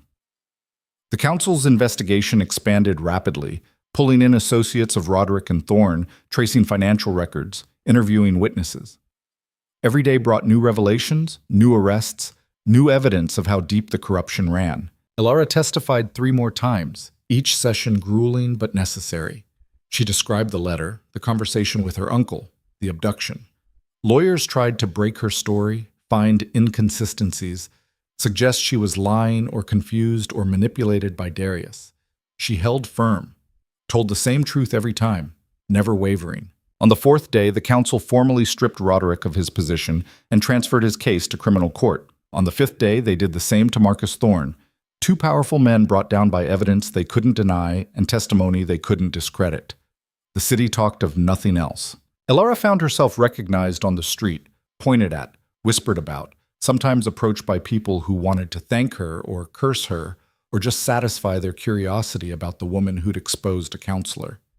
She learned to ignore the attention, learned to move through the world with her head high, her expression calm, projecting confidence even when she felt like crawling out of her skin. Darius coached her through it. Not obviously, he never made it seem like training, but through casual comments, subtle guidance, the way he modeled his own public persona. Let them look, he'd say. Let them wonder. The moment you show fear or shame, they'll use it against you. So she didn't show fear, didn't show shame, just walked through the city like she belonged there, like she had every right to the Kane name and everything that came with it. And slowly, grudgingly, people started to believe it. Counselor Thatch approached her at a public function, a charity auction Darius had insisted they attend together. The old man studied her with sharp eyes that missed nothing. You've caused quite the upheaval, Mrs. Kane. I've caused nothing. I just told the truth. Truth is a weapon, especially in the hands of someone who knows how to wield it. He smiled slightly. Your uncle underestimated you. So did Thorne. So did most of the council, myself included. And now? Now we're all recalculating. He glanced toward Darius, who was speaking with a group of merchants across the room. Your husband has been trying to expose syndicate corruption for years. Always came up short, not enough evidence, too many protected parties. Then you arrive, and in less than a week, 2 major players are facing trial. His gaze returned to her. Makes one wonder what else you might accomplish. It wasn't quite a compliment, more like an acknowledgement, a recognition that she'd changed the game. I just want to live my life, Elara said carefully, without being sold, threatened, or killed. A reasonable goal, but I suspect you'll find it's not enough, not anymore. Thatch nodded politely and moved away, leaving Elara to wonder what exactly he'd meant. She found out 2 days later. Morgan appeared at her sitting room with an urgent message. Mrs. Kane, the council has requested your presence, immediately. What happened? The syndicate responded. 3 warehouses burned last night, all properties connected to Kane family interests. No casualties, but significant financial damage. His expression was grim. They're sending a message. Back off, or the violence escalates. Elara's stomach dropped. Where's Darius? Already at the council building. He sent me to bring you. She dressed quickly, her mind racing. This was what Darius had warned about, the syndicate striking back, targeting their weaknesses. 3 warehouses was just a start. What came next? The house? The staff? People who worked for them? The council chamber was tense when she arrived. Darius stood in the center, facing down half a dozen counselors who looked like they wanted his head on a plate. Reckless endangerment of city property, one was saying. Your vendetta against the syndicate has put innocent people at risk. My vendetta? Darius's voice was ice. I exposed criminals. Did my job when the council refused to do theirs. And now you want to blame me because those criminals are retaliating? We want you to stand down. Accept a settlement, drop the prosecution, let this blow over before more people get hurt. No. The word fell like a hammer. Absolute. Final. Mr. Kane, the speaker said carefully, we understand your position, but the syndicate has made clear they'll continue attacking your interests until you withdraw your testimony against Thorne and Vance. We're trying to find a compromise. There is no compromise with terrorists. Darius's hands were clenched at his sides. They attack, we respond. They escalate, we escalate. We don't negotiate, we don't surrender, and we definitely don't let them dictate terms. Easy to say when it's not your property burning. It is my property, 3 of my warehouses, and you think I'm going to back down because they lit a match? He laughed, sharp and humorless. You really don't know me at all. Elara stepped forward, every eye turned to her. The council wants us to stop, she said quietly. To let my uncle and Thorne go free. To pretend none of this happened. That's not, the speaker began. That's exactly what you're asking. She moved to stand beside Darius. You're asking us to sacrifice justice because enforcing it is inconvenient, because it makes powerful people angry, because standing up to criminals might be dangerous. Mrs. Kane, with respect, you're not experienced in these matters. I'm experienced in what happens when people like you look the other way. I'm experienced in being sold, being threatened, being treated like property by men who thought they were untouchable. Her voice was steady, clear. And I'm telling you now, we're not backing down. Not for the syndicate, not for you, not for anyone. Because the moment we do, we lose everything we fought for. Silence. The counselors looked uncomfortable. Good. Let them be uncomfortable. The attacks will continue, Thatch said finally. Perhaps not just on property. The syndicate has made clear they're willing to target people. Staff, associates, spouses. Let them try. Elara met his eyes. I've survived worse than their threats. And I'm not afraid of them. You should be. Maybe. But I'm more afraid of living in a world where criminals win because everyone's too scared to fight back. She glanced at Darius, then back at the council. We're seeing this through. To trial, to verdict, to whatever comes after. If you want to help, strengthen security, protect witnesses, actually do your jobs. If you want to capitulate, fine. But don't ask us to join you. The speaker looked like he wanted to argue. But what could he say? They'd already made their position clear. The evidence was already presented. The trial was already scheduled. Very well, he said stiffly, but understand, if this escalates further, the council cannot guarantee your safety. We've never expected you to, Darius said. We'll handle our own security. They left the chamber together, walking through halls that suddenly felt hostile. Every shadow could hide an assassin. Every stranger could be syndicate. But Elara kept her head high, her steps steady. Let them see she wasn't afraid, even though she was terrified. Outside, Darius stopped, turned to face her. You didn't have to do that. Back me up in there. The council was offering you an out, blame everything on me, claim I manipulated you, walk away clean. I know. So why didn't you? Because you were right. They don't get to win just because standing up to them is hard. She managed a tired smile. Besides, we're in this together, remember? He studied her face for a long moment. Then, unexpectedly, he reached out and took her hand. Not dramatically, not romantically, just a simple gesture of solidarity. Together, he agreed. And for the first time since this all began, Elara felt like they actually meant it. The trial started the following week. The carriage rattled over cobblestones, then dirt road, then something rougher. Elara braced herself against the walls, her mind racing faster than the wheels beneath her. They were taking her somewhere remote, somewhere no one would hear her scream. She tested the door again, still locked. The windows were barely wide enough for her head, let alone her body. The floor was solid wood. No weaknesses, no escape. Think, she had to think. The letter in her uncle's study had mentioned a meeting. Tomorrow. Which meant they needed her gone before then. Dead, disappeared, whatever. But they also needed it to look like an accident. If Elara Kane turned up murdered, Darius would tear the city apart looking for answers. The syndicate was careful. They wouldn't risk that kind of exposure. So what would they do? Stage a suicide? A carriage accident? Make it look like she'd run away? The carriage slowed. Elara's heart hammered. Through the window, she could see they'd left the city entirely. Nothing but fields and forest now, dark shapes against darker sky. No houses, no witnesses. They stopped. Footsteps. The door opened. Corvin stood there, his expression professionally blank. Out, he said. Elara didn't move. Where are we? Out, now, or I drag you. She climbed down slowly, her legs shaky. They were on a narrow road surrounded by trees. No lights anywhere, just moonlight and shadows. A second man emerged from the driver's seat, younger, nervous-looking. He kept glancing at Corvin like he was waiting for orders. Walk, Corvin said, gesturing toward the trees. No. He pulled a knife. Walk, or I'll make this much worse than it needs to be. Elara's mind catalogued everything. Two men, both armed. She had nothing except the clothes on her back and a body that already hurt from Victor's punch.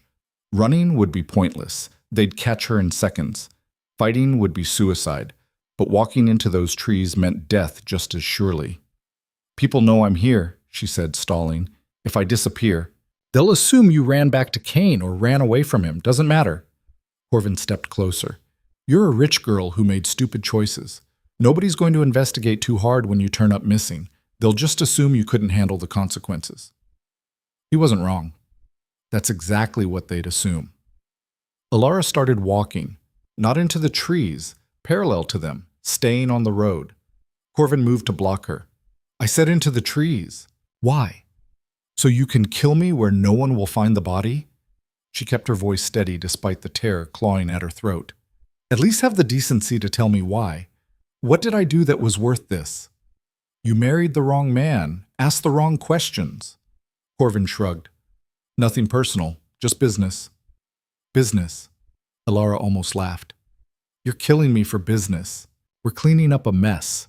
There's a difference. He grabbed her arm, started pulling her toward the trees. Come on, let's get this over with. The arrow hit him in the shoulder. Corvin went down with a scream, dropping his knife. The younger man spun around, fumbling for his sword, and another arrow took him in the leg. He collapsed. Elara didn't wait to see where the arrows came from. She ran. Behind her, shouting. More sounds of fighting. She crashed through underbrush, branches tearing at her dress, her face. Didn't matter. Just had to get away, get distance, get... Someone grabbed her from behind. Elara screamed, twisting, clawing. A hand clamped over her mouth. Stop! It's me! That voice. She knew that voice. The hand released her.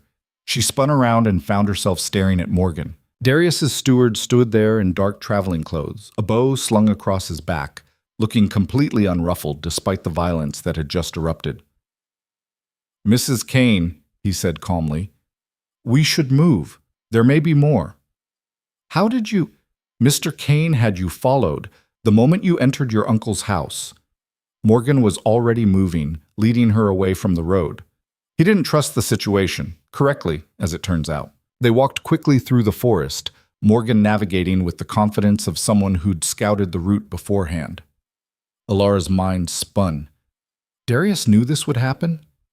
He suspected a trap. Your uncle's too clever to simply accept your return without ulterior motive. Morgan glanced back. The fake letter from Kane's lawyer was meant to force a confrontation. We needed to see what your uncle would do, whether he'd protect you or dispose of you. So I was bait. You were willing bait. There's a difference. Elara wanted to be angry. should have been furious at being manipulated, at being put in danger deliberately. But the truth was, she'd volunteered for exactly this. Had insisted on it, actually, over Darius's objections. Still, being right about the risks didn't make experiencing them any easier. They emerged onto a different road where a carriage waited. The real Kane carriage this time, with Darius standing beside it. He saw her, and something in his expression shifted. Relief, quickly buried under his usual control. "You're hurt," he said, moving toward her. Elara looked down. Blood on her hands from the branches, her dress torn, bruises already forming on her arms from Victor's grip. She probably looked like she'd been dragged through hell. "I'm fine." "You're not fine." His voice was tight. "Morgan, get the medical kit." "I'm fine," Elara repeated, harder this time. "We got what we needed, didn't we? Proof that my uncle's working with the syndicate, that they're willing to kill to protect their operations." "At what cost?" Darius's hands clenched at his sides. "You could have died. If Morgan hadn't been in position, if the timing had been off by even a minute, but it wasn't, and I didn't." She met his gaze, refused to look away. "This was the plan.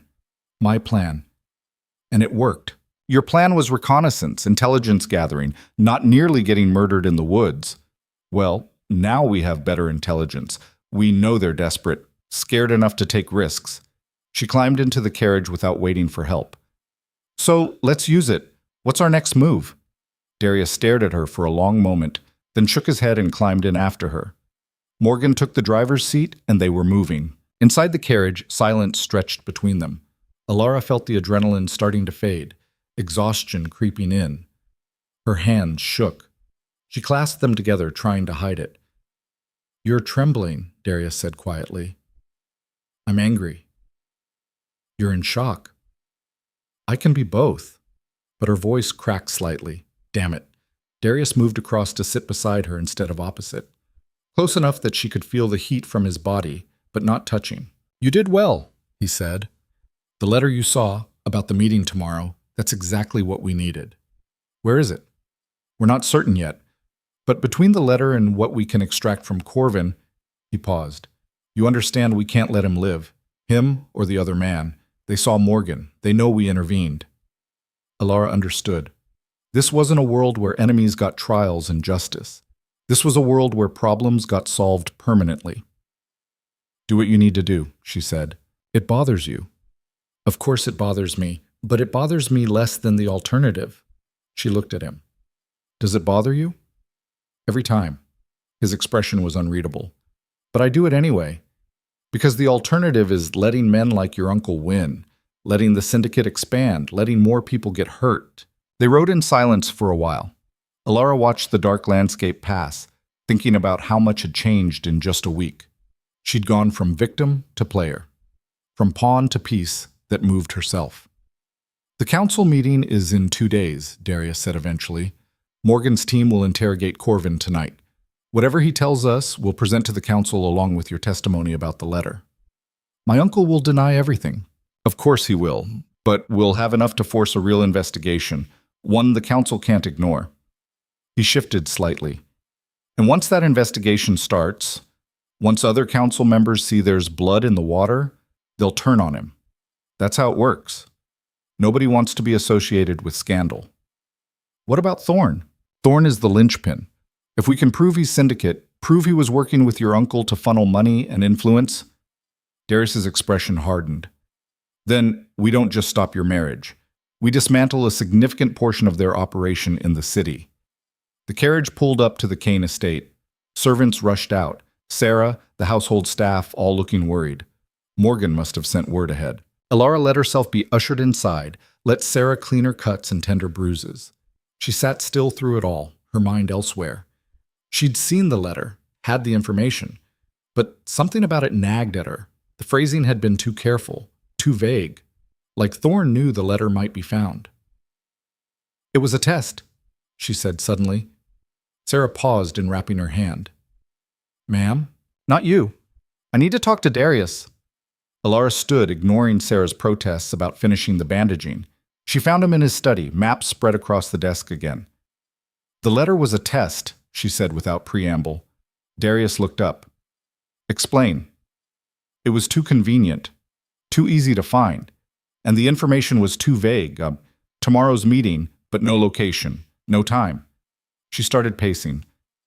Thorn wouldn't be that sloppy, not if he's as careful as you say. You think it was planted. I think my uncle suspected I was spying. That's why he threw me out so easily. He wanted to see what I'd do with false information. Darius's expression went cold. Then Corvin and his partner were sent to see if anyone was following me, to confirm I had help. Elara's stomach sank. We just showed them our hand. Damn!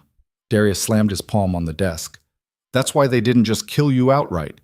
They wanted to draw out whoever was backing you, so now they know you're protecting me, that we're working together. Which means they'll accelerate their plans, move the real meeting up, change locations, cover their tracks. He was already moving, grabbing his coat. Morgan! The steward appeared instantly. Sir? Send word to our contacts. Anyone watching Thorn, watching the council members we suspect, I want to know every move they make, every message, every meeting, every... Already done, sir, as soon as we returned. Darius nodded sharply. Good. And Corvin? Still breathing, barely. He'll talk once he realizes we have nothing to lose. Make him talk faster. Morgan left. Elara watched Darius pace, his mind clearly racing through scenarios and contingencies. We're not done, she said. We made a mistake, but we can still salvage this. How? They know we're coming. They'll be prepared. Then we don't come the way they expect. An idea was forming. Dangerous, probably stupid, but maybe their only shot. My uncle thinks I'm weak, thinks I ran to you for protection. What if we use that? I'm listening. Tomorrow's council session, I go, publicly, make a scene, accuse my uncle of trying to have me killed. She spoke faster as the plan crystallized. He'll deny it, say I'm hysterical, that Kane's manipulating me. The council will dismiss it as marital drama. That helps us how? Because while everyone's focused on the spectacle, on the he said, she said, your people are tracking where my uncle goes after, who he talks to, what he does when he thinks the threat is neutralized. She met Darius's eyes. We make ourselves the distraction, draw their attention while Morgan and his team do the real work. Darius considered that. It's risky. You'd be putting yourself in front of the entire council, making accusations without proof.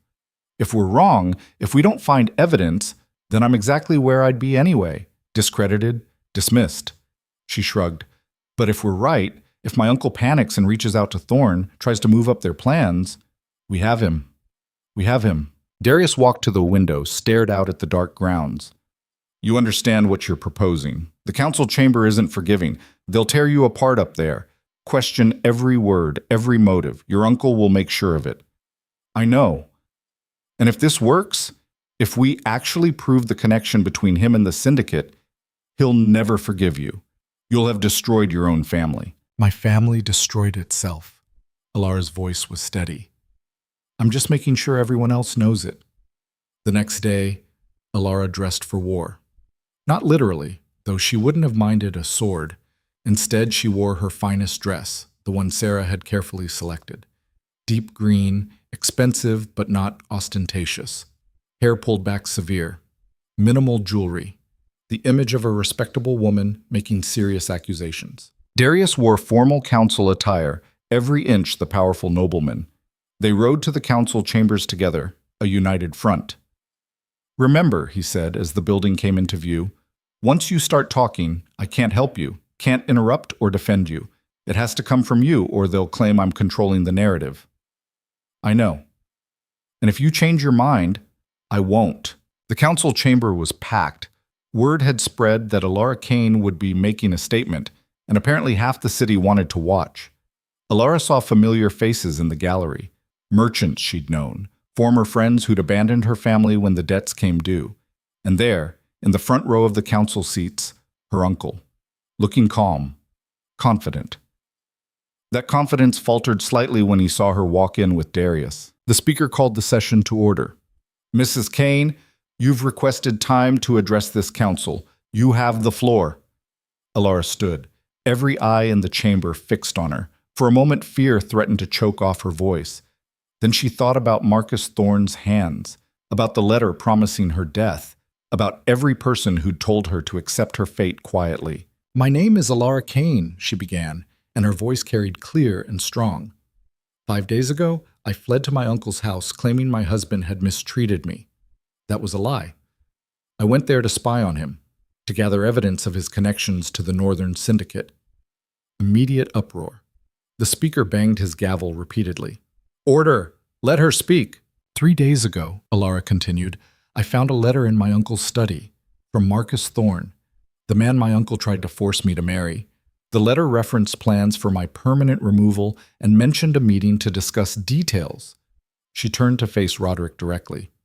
"Last night, I was kidnapped from my uncle's house by men in his employ. They drove me to the woods outside the city with clear intent to kill me. I survived only because I had protection my uncle didn't anticipate." "This is absurd!" Roderick was on his feet. "A desperate lie from a desperate woman. Is it?" Elara didn't raise her voice. Didn't need to. "Then explain why Victor, your head of security, handed me over to known syndicate operatives. Explain the letter I saw. Explain why you were so eager to accept my return, to use me against my husband, to dispose of me the moment I became inconvenient. I did no such thing. This woman is clearly unstable. I can produce the men who tried to kill me," Darius said quietly. "One is currently recovering from an arrow wound. The other is waiting to testify. Both will confirm they were hired through Roderick Vance's intermediaries." The chamber erupted again, counselors shouting questions, accusations, demands for proof. Elara stood in the center of it all, watching her uncle's face cycle through denial, fury, calculation. "I want a formal investigation," she said, cutting through the noise, "into my uncle's finances, his business dealings, his connections to Marcus Thorne and the Northern Syndicate. I'm willing to testify under any scrutiny you require. The question is, are you willing to investigate one of your own?" That hit home. She could see it in the counselors' faces. The ones who were clean looked outraged. The ones who weren't looked terrified. The speaker banged his gavel one final time. "This session is adjourned pending investigation. Counselor Vance, you will make yourself available for questioning. Mrs. Kane, you as well." Roderick pushed through the crowd toward her. Darius stepped between them immediately, but Roderick just looked at Elara with pure venom. "You'll regret this," he said quietly. "I regret not doing it sooner." They left under heavy guard. Morgan had arranged protection, knowing there might be retaliation. The carriage ride back was tense, silent. "Now we wait," Darius said. "See if he takes the bait." They didn't have to wait long. Morgan arrived at the estate 2 hours later, his expression carefully neutral in that way that meant good news. "Vance went straight to the harbor district," he said. "Met with a man matching Thorne's description at a warehouse. They talked for 40 minutes. My people couldn't get close enough to hear, but they had 3 more men arrive during the meeting, all known syndicate muscle. Did they get names? Better, they got faces." Morgan produced a stack of drawings, quick sketches from his surveillance team, including this one. He laid down a particular sketch. Elara didn't recognize the man, but Darius went absolutely still. "That's Constantine Vex," he said quietly. "He runs the syndicate's entire eastern operation." "What's he doing in the city?" Elara asked. "Nothing good." Darius studied the sketch. "Vex doesn't come to local meetings. He's too high up the chain. If he's here, it means the syndicate sees this as a major threat. They're consolidating. Or preparing to strike. Same thing in their world." Darius looked at Morgan. "Where are they now?" "Still at the warehouse. My team's in position to follow when they leave." "Then we move tonight." Darius was already pulling out maps. "If Vex is here, he's the connection we need. Not just to Thorne and your uncle, to the entire network. We take him, we take everything." "You're talking about kidnapping a syndicate commander," Elara said. "I'm talking about arresting him, with proper council authority and armed guards." Darius's smile was sharp. "We have enough evidence now to force the council's hand. They issue the warrant, we execute it, and Vex becomes leverage for testimony against everyone below him. And if he doesn't talk, he'll talk. They always do when their organization abandons them." That night, everything came together with brutal efficiency. The council, pressured by counselors who were either clean or scared enough to look clean, issued warrants for Roderick Vance, Marcus Thorne, and 3 other suspected syndicate collaborators. Darius led the operation personally, with Morgan coordinating armed teams across the city. Elara insisted on being there for her uncle's arrest. They found him at his house, burning papers in the fireplace, destroying evidence. He looked up when Darius and the guards entered, his expression cycling between rage and resignation. "You think this changes anything?" he said to Elara. "The syndicate doesn't stop. They'll replace me, replace Thorn. The system continues." "Maybe," Elara said, "but you won't be part of it. And you think you've won? That you're free now?" Roderick laughed bitterly. "You married Cain. You'll spend the rest of your life as his possession, just like you would have been Thorn's. Different master, same cage." "That's where you're wrong." Elara stepped closer. "I chose Cain, made that choice freely, and that makes all the difference." They took him away in chains. Elara watched him go, feeling nothing but cold satisfaction. The warehouse raid was more dramatic. Vex tried to run, triggered a fight that left 2 of his men dead and 3 others wounded. But Morgan's team had planned for that. They had every exit covered. When they dragged Vex into the council chambers the next morning, beaten and furious, the reaction was explosive. Half the council demanded immediate execution. The other half wanted interrogation first. They got their interrogation. And Vex, facing the prospect of being abandoned by an organization that valued secrecy over loyalty, started talking. He confirmed everything. The money laundering through Elara Vance's merchant operations, Marcus Thorne's investments in syndicate ventures, the network of corruption spreading through the council itself. And names, so many names of people who'd thought themselves untouchable. The purge that followed was swift and merciless. 6 counselors arrested. Dozens of merchants and officials dragged in for questioning. The city's power structure convulsed, old alliances shattered, new ones formed in the chaos. Through it all, Darius and Elara stood together. Not as victim and savior, not as husband and wife in any traditional sense, but as partners who'd fought for the same thing and won. 2 weeks after her uncle's arrest, Elara stood in the east wing of the Cain estate, packing her belongings. Not to leave, but to move to different quarters. The arrangement she and Darius had made, the distance they'd maintained, didn't feel necessary anymore. They'd fought together, nearly died together, changed the city together. Maybe it was time to see what else they could do together. Darius appeared in the doorway as she was folding her last dress. "You're moving to the West Wing?" he asked. "If the offer still stands." "It does." He was quiet for a moment. "You know you don't have to. The original arrangement was clear.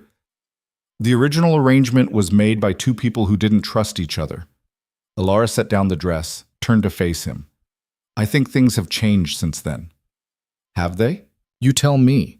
You're the one who risked everything to protect me, who trusted me to execute a plan that could have gotten us both killed." She crossed her arms.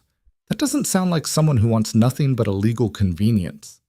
Darius studied her face, and for once his control slipped enough that she could see past it, see the uncertainty there, the fear of wanting something and losing it. She understood that, had lived it herself. "I don't know how to do this," he said quietly. "A real marriage, partnership. I've spent so long alone, trusting no one." "Then we figure it out together." Elara stepped closer. "We don't have to be perfect. We just have to be honest." "Honest?" He almost smiled. "That's a low bar." "You'd be surprised how rare it is."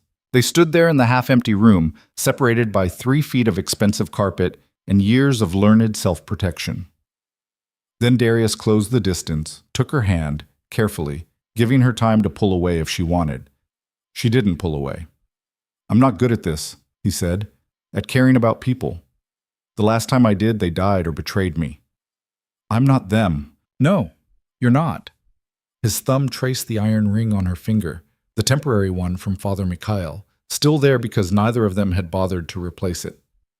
"You're far more terrifying. Should I be insulted? You should be aware that you've become the most dangerous thing in my life." His expression was serious.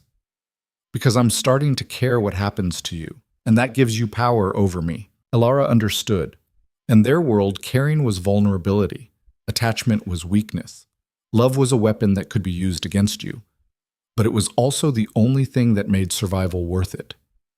"Then we have a problem," she said, "because I'm starting to care what happens to you too." Mutually assured destruction. Or mutually assured survival. She squeezed his hand. We fought half the city and won. I think we can handle being married." Darius laughed. Actually laughed, a sound she'd never heard from him before. It transformed his face completely, made him look younger and infinitely less dangerous. "You're either brilliant or insane," he said. "Still figuring that out myself." He pulled her closer, and she let him, let herself lean into the warmth of another person after so long fighting alone. It felt strange and right and terrifying all at once. "We do this properly," Darius said. "Take our time, learn each other. No more running, no more secrets." "Agreed. And when the next crisis comes, we face it together." Together. He said it like he was testing the word, finding he liked the taste of it. 3 months later, the council formally cleared Elara of all charges and censured those who'd tried to use her as a pawn. Marcus Thorne was executed for treason. Roderick Vance got life imprisonment. The syndicate's network in the city was broken, not destroyed but damaged enough that it would take years to rebuild. Darius consolidated his power, took over several council seats left vacant by the arrests. He ran them with the same ruthless efficiency he brought to everything else, but with one significant change. He consulted Elara on major decisions. She'd become his partner in truth, not just legally, but practically. She had her own office in the Kane estate, her own staff, her own voice in how they operated. And slowly, carefully, they'd built something neither of them had expected when they'd fled to Greystone in the rain. They'd built trust. The wedding ceremony they held 6 months after their rushed vows was nothing like the first. This one was public, witnessed, celebrated. Father Mikhail traveled to the city to officiate, and this time when he asked for their consent, both Elara and Darius answered with certainty instead of desperation. "I choose this," Elara said. "Freely." "As do I," Darius replied. The words were simple. The meaning was not. When they exchanged rings, proper ones this time, gold instead of iron, Elara felt the weight of everything that had brought them to this moment. The fear, the violence, the impossible choices, the discovery that sometimes the cage you chose for yourself could transform into something else entirely. Sometimes survival turned into life. Sometimes a desperate gamble paid off in ways you never imagined. That night, in the quarters they now shared instead of separated by wings of the estate, Darius traced the faint scar on Elara's hand from the night she'd fought Victor with a candlestick. "Do you ever regret it?" he asked. "Walking through my gates that night?" Elara considered the question seriously, thought about everything she'd lost, her family, her old life, any illusion of safety or simplicity. Thought about what she'd gained, power, purpose, a partner who saw her as an equal instead of property. "No," she said finally. "I regret that I had to, that the world forced me to choose between bad options, but I don't regret the choice I made. Even though it nearly got you killed, multiple times. Even though," she turned to face him, "because the alternative was slower death, quieter, more acceptable to everyone except me." Darius pulled her closer. "I'm glad you were brave enough to be unacceptable. I'm glad you were arrogant enough to say yes." They fell asleep like that. Two people who'd fought their way to freedom and found something better than either had expected on the other side. The city continued around them, its power structure shifting, its corruption never fully eradicated. There would be more fights, more threats, more nights when survival felt uncertain. But Elara had learned something crucial in those desperate days of running and planning and nearly dying. She was stronger than anyone had given her credit for, including herself. She'd walked into Darius Kane's house with nothing but desperation and hope. She'd walked out with a kingdom and a partner who'd fight beside her to keep it. Not a fairy tale ending, just a real one. And somehow, that was better.